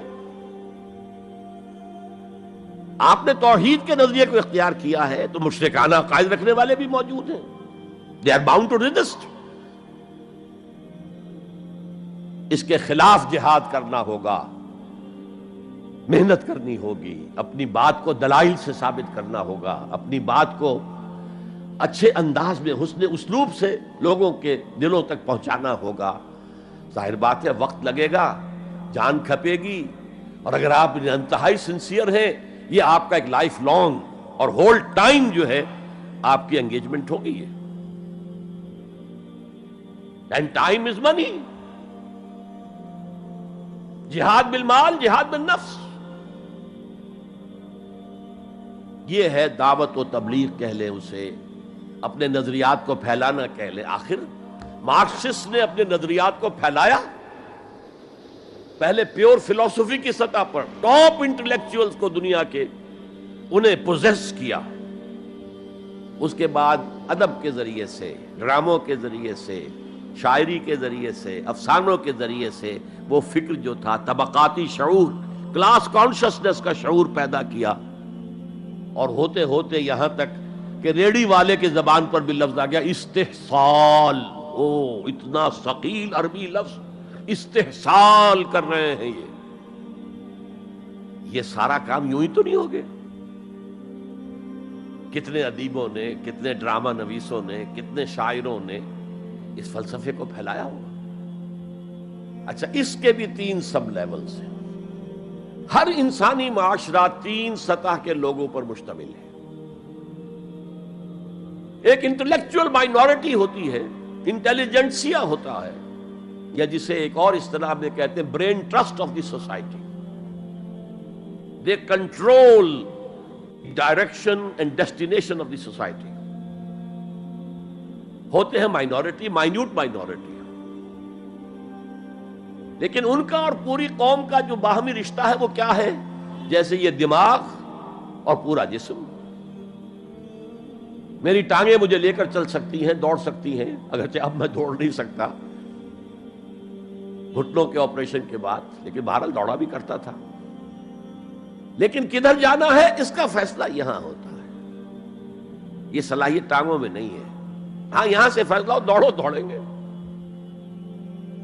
ہاتھ پکڑ سکتا ہے کسی چیز کو، کس کو پکڑے کس کو نہ پکڑے. ہو سکتا ہے کہ آپ نے ہاتھ بڑھا بھی دیا ہو، کسی کو لکڑی سوکھی سمجھ کر آپ جو ہے جنگل کے اندر سے ایندھن جمع کر رہے ہیں، اچانک آنکھ نے دیکھا وہ تو حرکت کر رہی ہے، فوراً اطلاع گئی، ارے یہ تو سانپ معلوم ہوتا ہے، یہاں سے حکم آیا ہاتھ کھینچ لو، فوراً کھینچ لیا. تو کنٹرول تو یہ کر رہا ہے نا. ماسز کسی معاشرے کی نہ ڈائریکشن معین کر سکتے ہیں، نہ اس کی ڈیسٹینیشن کا فیصلہ کر سکتے ہیں. یہ اس کا انٹیلیجنسیا ہے، یہ اس کا برین ٹرسٹ ہے، یہ اس کا انٹلیکچوئل ایلیٹ ہے. لہذا اس نظریاتی تصادم میں بھی پرائرٹی نمبر 1 وہ طبقہ ہے. اگر وہ آپ کے نظریات کے قائل نہیں ہوں گے، حامل نہیں ہوں گے، there can be no collective change in this society. افراد کچھ مل جائیں گے آپ کو، افراد کے اندر ہوتے ہیں جو قبول کر لیتے بس، لیکن معاشرہ ان کے کنٹرول میں. اور اس سطح کے لوگوں کو دعوت دینا، تبلیغ کرنا آسان کام نہیں. آپ کو دلیل سے بات کرنی ہوگی، آپ کو ان کے نظریات کا تجزیہ کرنا ہوگا، اس میں کتنا حصہ غلط ہے، کتنا صحیح ہے. ان کے دماغوں میں مارکسزم گھسا ہوا ہے، ان کے دماغوں میں فرائیڈزم گھسا ہوا ہے، ان کے دماغوں میں ڈاروینزم گھسا ہوا ہے، ان کے دماغوں میں لاجیکل پازیٹیوزم گھسا ہوا ہے. ہاں، کچھ لوگ رہے ہیں آئیڈیلسٹ بھی. ایک ہندوستان میں مسلمان پیدا ہوا آئیڈیلسٹ فلسفی علامہ اقبال، اور دوسرے ہندو رادھا کرشنن، بہت بڑے آئیڈیلسٹ، اس میں کوئی شک نہیں. اور ان کو اللہ نے لمبی عمر بھی دی، تو انہوں نے جو تصانیف فلسفے پر لکھی ہیں علامہ اقبال نہیں لکھ پائے. تو یہ جو طبقہ ہے یہ عام واعظ و نصیحت سے اثر قبول نہیں کرتا. Because there is a barrier in their minds, in their brains. You have to pierce through that barrier, and only then you can approach their hearts. ان کے دلوں تک رسائی نہیں ہو سکتی براہ راست جب تک کہ یہ خول جو ہے، یہ نظریاتی خول، اس کو پیئرس نہ کیا جائے، اور اس کو پیئرس کرنا آسان نہیں ہے۔ کچھ ذہین نوجوان، فطین نوجوان، اعلیٰ صلاحیتوں والے نوجوان اپنی پوری زندگی اسی کام کے لیے وقف کریں کہ ایک طرف ان جدید علوم و نظریات کو گہرائی میں اتر کر پڑھنا ہے اور سمجھنا ہے۔ جب تک آپ ان نظریات کو جانیں گے نہیں، نفی کیسے کریں گے؟ آپ کیسے آج تجزیہ کریں گے کہ اس میں یہ حصہ صحیح ہے، یہ حصہ غلط ہے؟ اور دوسری طرف قرآن کی گہرائی میں غوطہ زنی کرنی ہے تاکہ ہدایت جو اللہ کی آئی ہوئی ہے اس کو آپ اچھی طرح سمجھیں، اور پھر اس نور کی روشنی میں پھر آپ لوگوں کو ان چیزوں کے خلاف متنبع کریں کہ اس میں یہ غلطی ہے، اس میں یہ غلطی ہے، اکنامکس کی یہ تھیوری غلط ہے، باطل ثابت ہو چکی ہے، ڈارونزم جو ہے وہ بایولوجی کے میدان میں شکست دیا جا چکا ہے۔ لیکن یہ کہ یہ تو کام کرنا جو ہے it's a life long affair. اب ظاہر بات ہے آپ کے علم میں شاید ہو کہ جب مارکس کتاب لکھ رہا تھا داس کیپیٹال تو اسے فاقے آ رہے تھے، اسے کچھ سپورٹ کرتا تھا اینجلز، لیکن یہ کہ کچھ عرصہ ایسے بھی ہوا ہے کہ وہ بھی سپورٹ نہیں کر سکتا، لیکن پھر اس کی کتاب نے دنیا کو پوزیس کیا ہے، اس کے فلسفے نے لوگوں کو اپنی گرفت میں لیا ہے، تبھی تو پھر انقلاب برپا ہوا۔ اسی طریقے سے جب تک کہ کچھ نوجوان اسے اپنا پوری زندگی کا کیریئر نہیں بنائیں گے، اس کا کوئی امکان نہیں ہے کہ اس طبقے میں آپ کوئی ڈینٹ بھی ڈال سکے۔ اور اگر یہ نہیں ہوگا تو society as a whole, the state as a whole will never accept any change. اس سے نیچے آئیے، عوام الناس، ان کے دماغ کلین سلیٹ کی طرح ہے، اس میں نہ کوئی خناس ڈارونزم کا بھرا ہوا ہے، نہ فرائیڈزم کا ہے، نہ مارکسزم کا ہے، کچھ بھی نہیں، کلین سلیٹ ہے۔ اس کو واعظ و نصیحت کے ذریعے سے ایسی بات جو از دل خیزت بر دل ریزت، دل سے اٹھے دل پہ اتر جائے، سادہ ترین زبان میں بھی بات کرو وہ قبول کریں گے، بس صرف اس کی ایک شرط ہے، آپ کا عمل بھی گواہی دے رہا ہو کہ آپ واقعی جو کہہ رہے ہیں اس پر خود بھی عمل پیرا ہے۔ یہ اگر پہلی منزل آپ سر کر آئے ہیں تب تو ٹھیک ہے، اگر پہلی منزل آپ نے سر نہیں کی اور آپ شروع ہو گئے مبلغ کی حیثیت سے، تو ایسا مبلغ جو ہے وہ اسلام کو بدنام کرے گا۔ وَمَنْ أَحْسَنُ قَوْلًا مِّمَّنْ دَعَا إِلَى اللَّهِ وَعَمِلَ صَالِحًا وَقَالَ إِنَّهُ مِنَ الْمُسْلِمِينَ۔ اس شخص سے بہتر بات اور کس کی ہوگی جو اللہ کی طرف بلائے اور عمل نیک کرے اور کہے کہ میں بھی مسلمانوں میں سے ہوں، میں بھی کوئی بڑا اونچا آدمی نہیں ہوں، کوئی بہت اعلیٰ تم سے برتر نہیں ہوں، کہ خاص لیول پر جب انسان دینی اعتبار سے پہنچ جاتا ہے تو اب سب سے بڑا فتنہ جو لاحق اسے ہو سکتا ہے وہ تکبر کا ہے، دوسروں کو بنظر استحقار دیکھنا۔ اگر یہ نہیں ہے، سنسیریٹی کے ساتھ اپنے مخاطب کی خیر خواہی اس کے ساتھ آپ بات کر رہے ہیں، تو یہ ہے موعظہ حسنہ۔ یہ میں جو کچھ بیان کر رہا ہوں یہ سورہ نحل کی آیت، ادعو الی سبیل ربک بالحکمہ، یہ ٹاپ لیول کے اوپر حکمت سے، دانشمندی سے، اور حکمت کسے کہتے ہیں؟ عقل کا سفر فطرت کی رہنمائی میں، اس کا نتیجہ حکمت ہے۔ عقل خالص کا نتیجہ فلسفہ ہے، فلسفے کی منزل سکیپٹسزم ہے یا ایگنوسٹسزم ہے، لا ادریت ہے یا ارتیابیت ہے۔ ثم لم یرتابوا آج ہم نے پڑھا ہے، وہی ارتیابیت ہے۔ تھرڈ لیول ہے کہ ہر معاشرے کے اندر کچھ جنہیں ہم سمجھیں گے کہ گمراہ کن طبقات ہیں، گمراہ کرنے والے، ان کی تبلیغی سول سروس موجود ہوتی ہے، انہیں تنخواہیں ملتی ہیں اسی کی کہ وہ آپ کے نظریے کی نفی کریں اور اپنا نظریہ، اپنا عقیدہ پھیلائیں۔ یہ لوگ ادھار کھائے بیٹھے ہوتے ہیں، یہ سمجھنے کے موڈ میں کبھی نہیں ہوتے، ان کا تو انداز مناظرانہ ہوتا ہے، بس سمجھنا سمجھانا پیش نظر نہیں ہوتا۔ You have to meet them in their own elements۔ اگر نہیں کریں گے تو عوام الناس پر بہت برا اثر ہوگا، عوام الناس جو ہیں وہ تو پھر زیر اثر آ جائیں گے ان کے۔ جیسے کہ پادری فینڈر آیا تھا انڈیا میں ابھی جبکہ ایسٹ انڈیا کمپنی کی حکومت شروع ہوئی تھی، کلکتے ہی سے انگریز شروع ہوئے تھے، کلکتے ہی سے مشنری ورک شروع ہوا تھا، وہیں پہلا پریس لگا تھا، وہیں اردو کی بائبل چھپی تھی، اور اس نے تمام مسلمان علماء سے مناظرے کیے، بنگال کے، بہار کے، یو پی کے، سب کو ہراتا ہوا، شکست دیتا ہوا دلی پہنچ گیا، اور دلی کی جامع مسجد کی سیڑھیوں پر کھڑے ہو کر اس نے اعلان کیا، اے مسلمانوں، میں وہاں سے یہاں تک آ گیا ہوں، تمہارا کوئی عالم میرا مقابلہ نہیں کر سکا۔ اس کی وجہ یہ کہ ہمارے علماء نہ بائبل پڑھتے تھے نہ تورات پڑھتے تھے، ان کا اصل سبجیکٹ تھا فقہ، اس لیے کہ انہیں سرکاری جو حکومت مسلمانوں کی تھی اس کے اندر قاضی اور مفتی کے عہدے، اور قاضی اور خطیب جامع مسجد کے یہ عہدے تھے، تو سول سروس کے لیے جو نصاب بنا ہوا تھا وہاں، اس میں قانون کی اہمیت تھی سب سے زیادہ، تو فقہ پڑھتے تھے، اور وہ لوگ تیار ہو کر آتے تھے پوری طرح عربی سے واقف ہے، قرآن سے واقف ہے، تو مقابلہ کیسے ہو؟ اور اگر اس وقت کوئی شخص مقابلے میں نہ آ سکتا، ایک تو عجیب بات نوٹ کیجئے کہ اس وقت اسلام اور توحید کا دفاع کرنے والا سب سے بڑا ایک ہندو تھا، راجا رام موہن رائے، آئینہ تثلیث اس نے کتاب لکھی ہے جس میں کہ ٹرینٹی جو عیسائیت کی بنیاد ہے اس کی نفی کی اور توحید کا اس بات کیا۔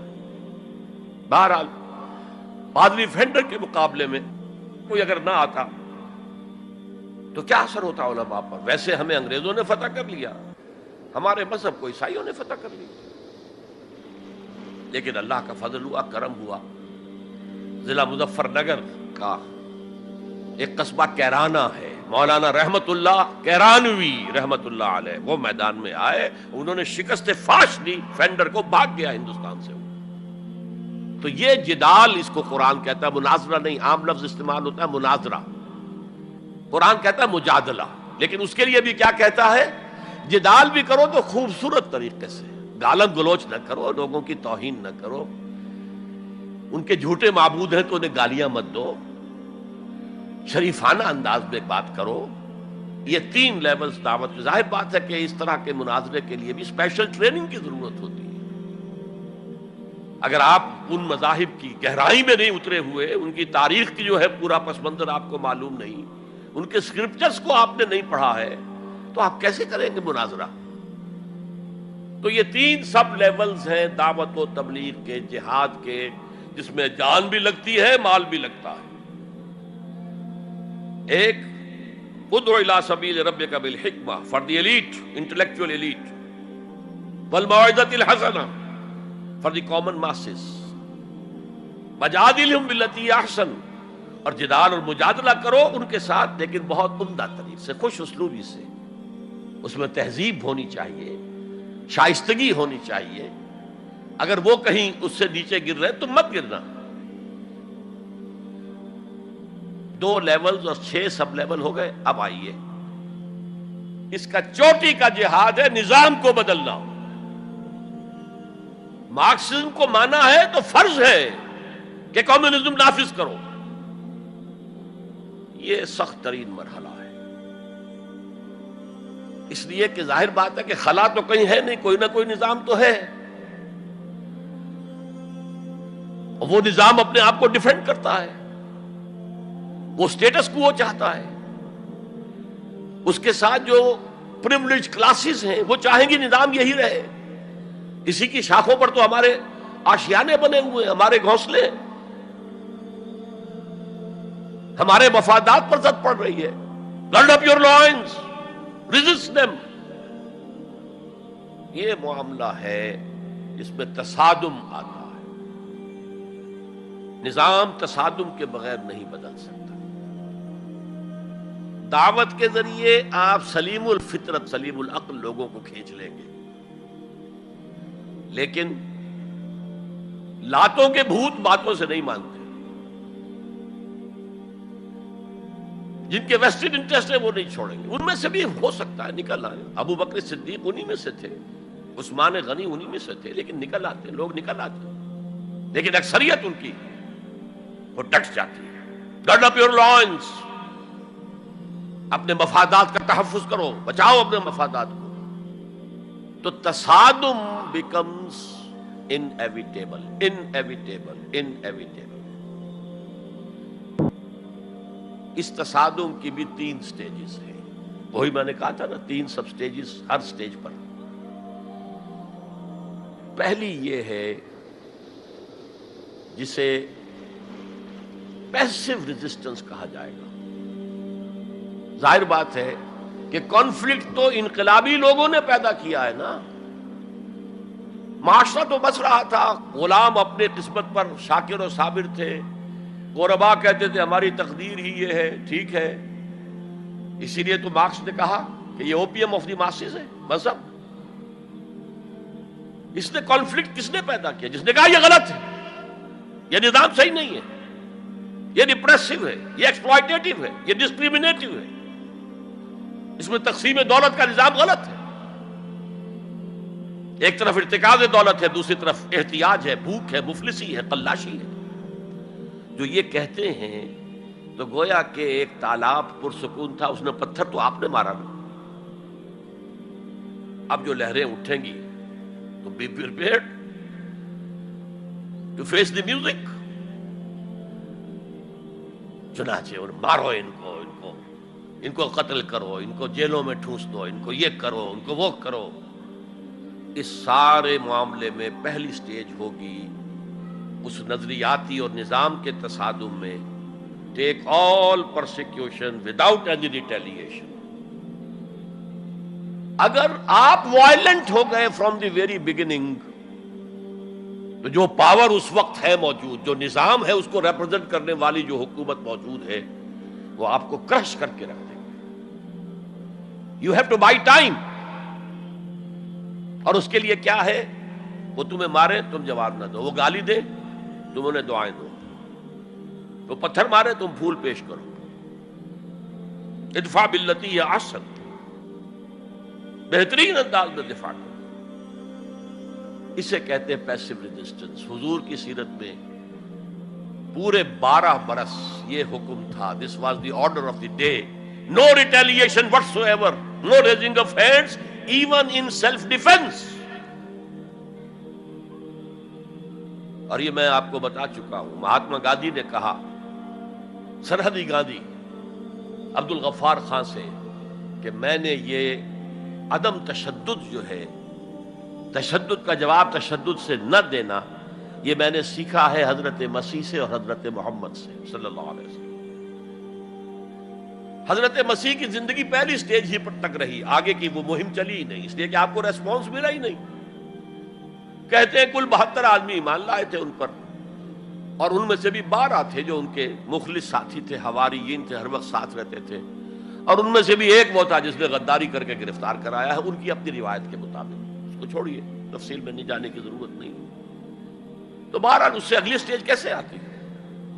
دعوت وہ دیتے رہے، دعوت دیتے رہے، وعظ کہتے رہے، یہ سب کچھ کرتے رہے، سیکنڈ سٹیج تک رہے، تھرڈ سٹیج تک تو جب تک کہ قوت حاصل نہ ہو you can't proceed.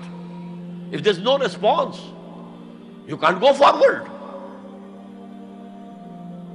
لیکن یہ کہ حضور کی زندگی میں اگلی سٹیج آ گئی، ساتھی آئے، انہیں مارے کھانی پڑی، دہکتے ہوئے انگاروں پہ لٹایا گیا، جانوروں کی لاشوں کی طرح ان کی گردن کے اندر رسیاں باندھ کر انہیں گھسیٹا گیا گلیوں کے اندر، سب کچھ ہوا ہے، برداشت کیا، انہیں قتل بھی کیا گیا۔ حضرت سمیہ، حضرت یاسر پہلے مقتولین ہیں، میاں بیوی رضی اللہ تعالی عنہما، سب کچھ ہوا ہے، برداشت کرو، اسبرو، صبر کرو۔ اس کا ایک بہت بڑا نتیجہ نکلتا ہے، اس معاشرے میں جو سائلنٹ میجورٹی ہوتی ہے، وہ سائلنٹ میجورٹی سائلنٹ تو ہوتی ہے، ڈمب تو ہے، ڈیف نہیں ہے، بلائنڈ نہیں ہے۔ وہ بلال کی چیخیں تو سن رہی ہے نا، وہ دیکھ رہی ہے کس طرح دہکتے ہوئے انگاروں پر خباب بن الارت کو لٹایا گیا۔ یہ جو سائلنٹ میجورٹی ہوتی ہے اب یہ سوچتی ہے یہ ان کے اوپر کیوں یہ تشدد آ رہا ہے؟ کیا بلال نے آقا کی کوئی چوری کر لی تھی؟ کہیں خدا نہ خواستہ خاکم و دہن آقا کی بیٹی کی عزت پر ہاتھ ڈال دیا؟ کیا کیا تھا جو یہ آقا جو ہے امیہ ابن خلف یہ کچھ کر رہا ہے اس کے ساتھ؟ اس کے بعد جب انہیں معلوم ہوتا ہے کوئی جرم نہیں ہے، صرف یہ کہتا اللہ ایک ہے، میں اور اس کے ساتھ کسی کو شریک کرنے کو تیار نہیں، اور محمد اللہ کے رسول ہے، بس جرم ہے تو یہ ہے۔ اب اس کا کیا اثر پڑتا ہوگا اس سائلنٹ میجورٹی پہ، اس کا آپ اندازہ کر لیجیے۔ ان کی ہمدردیاں اندر ہی اندر ان کے ساتھ ہو رہی ہیں، اگرچہ وہ گئے ہیں اپنے لیڈروں کے دباؤ کی وجہ سے غزوہ بدر میں، مفتوح تو پہلے سے ہو چکے تھے، جو دلوں کو فتح کر لے وہی فاتح زمانہ۔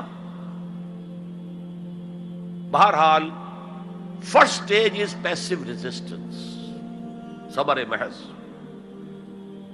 سیکنڈ، جب ذرا محسوس ہو ہمارے پاس طاقت ہے، we can risk a direct confrontation with the system، تو اس نظام کو کہیں سے چھیڑا جائے، دکھتی رگ کو۔ دیکھیے گاندھی جی کی موومنٹ میں عرض کر چکا ہوں، پہلے کیا تھا؟ نان وائلنٹ، نان کوآپریشن، کوئی جرم تو نہیں ہے، ہم نہیں پہنتے تمہارے کپڑے، کیا کوئی قانون ہے یہ؟ لیکن سیکنڈ سٹیج کیا آئی؟ یہ چھیڑنا تھا اس کو،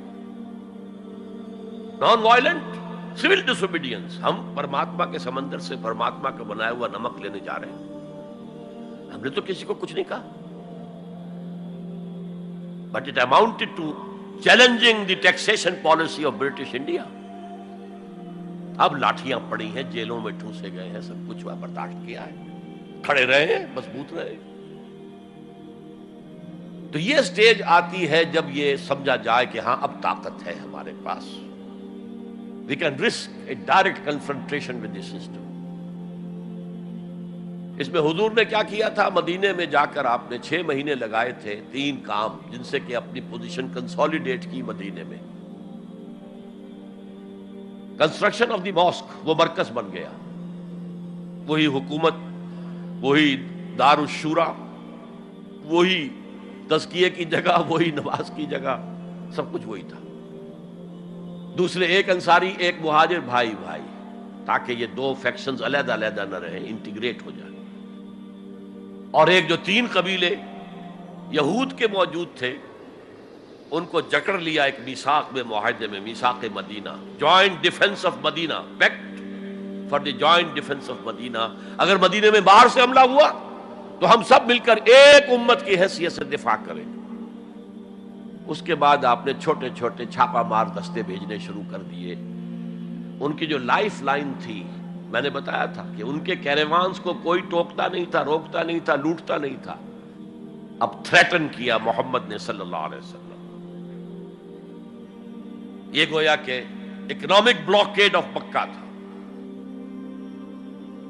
اور جب بھی یہاں کہیں گئے آپ، وہاں کے لوکل قبیلے سے آپ نے صلح کر لی، معاہدہ کر لیا، یا تو وہ پہلے قریش کے حلیف تھے، اب حضور کے حلیف ہو گئے، یا انہوں نے کہا کہ صاحب ہم نہ آپ کے ساتھ نہ ان کے ساتھ، نیوٹرل رہیں گے، نہ آپ کے خلاف ان کی مدد کریں گے، نہ ان کے خلاف آپ کی مدد کریں گے۔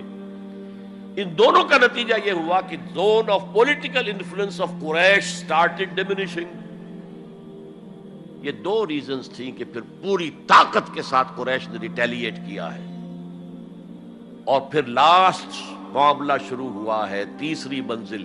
اس تیسری منزل کی تیسرا سب لیول، اس کا نام ہے قتال فی سبیل اللہ۔ اب جنگ شروع، a 6 years long war۔ یہ جو بدر ہے، احد ہے، احزاب ہے، بنی المصطلق ہے، بے شمار غزوات، چھوٹے چھوٹے، بڑے بڑوں کے نام ہمیں یاد ہیں صرف۔ It was a continuous war with battles۔ Badr battle ہے، جنگ نہیں ہے، جنگ تو مسلسل ہے۔ بہرحال اس کا نتیجہ یہ قتال فی سبیل اللہ کی منزل آئی ہے۔ چونکہ یہ ساری 8 منزلیں طے کر کے یہاں پہنچے تھے، لہذا کامیابی ہوئی۔ اگر ایسے ہی اچھل کر نویں منزل پر پہنچ جاتے تو نیچے گر کر ختم ہوتے۔ یہ ہے قتال فی سبیل اللہ، اللہ کی راہ میں قتال۔ بہرحال آج کے انقلاب اسلامی کے لیے پہلے 5 سٹیپ جو کہ تو رہیں گے۔ دعوت دی جائے گی، لوگوں کی اصلاح کی جائے گی، انہیں منظم کیا جائے گا، پھر پیسو ریزسٹنس کے دور سے گزرنا ہوگا، پھر ایکٹیو ریزسٹنس۔ لیکن آخری جو ہے 2 طرفہ جنگ کی بجائے ایک طرفہ جنگ، آپ یہ نہ سمجھیے گا میں ہندوستان میں تقریر کر رہا ہوں تو میں گاندھی جی کی تعریف کر رہا ہوں. یہ میری تقریریں کیسٹ پہلے سے موجود ہے. میں نے ہمیشہ نام لیا ہے کہ آج کے دور میں اس انقلابی عمل کی آخری سٹیج کیا ہوگی. اس کے ضمن میں مہاتما گاندھی کا پروسیس درست ہے. نان وائلنٹ نان کوآپریشن، ترک موالات، نان وائلنٹ سول ڈس اوبیڈینس. لیکن یہ سٹیجز کب آئیں؟ جب گاندھی لیڈر بن چکے تھے. ان کا یہ کہہ دینا کافی تھا کہ بدیشی کپڑا ہم نہیں پہنیں گے اور ہم اپنا چرخہ چلائیں گے. پورے ہندوستان میں چرخے چلنے شروع ہو گئے. لیڈر تو پہلے کوئی ہونا. تو یہ اجتہاد جو ہے اس کو آج ہمیں قبول کرنا ہوگا. ہمارے لوگ کچھ دوسرے راستوں پر چلے ہیں جس کی وجہ سے دنیا کو موقع ملا ہے کہ وہ جہاد کے لفظ کو خوب اچھالیں اور بدنام کریں. حالانکہ جہاد کا یہ پروسیس سامنے ہو تو کسی سلیم الفطرت انسان، کسی سلیم العقل انسان کو اس پر اعتراض کا کوئی بھی حق حاصل نہیں ہوگا. بارک اللہ لی ولکم فی القرآن العظیم ونفعنی وإیاکم بالآیات والذکر الحکیم.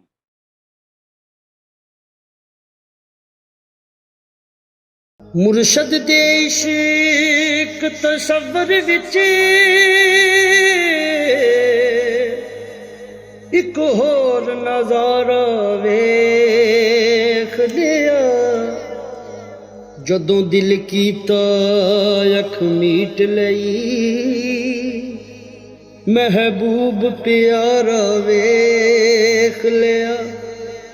بڑا شوق سی رب ارنی دا ایک چلک نہ موسیٰ سہ سکیا. اسی ہتھاں دے وچ ہتھ دے کے سورے دا سارا ویکھ لیا. اج سامنے بیٹھ کے مرشد دے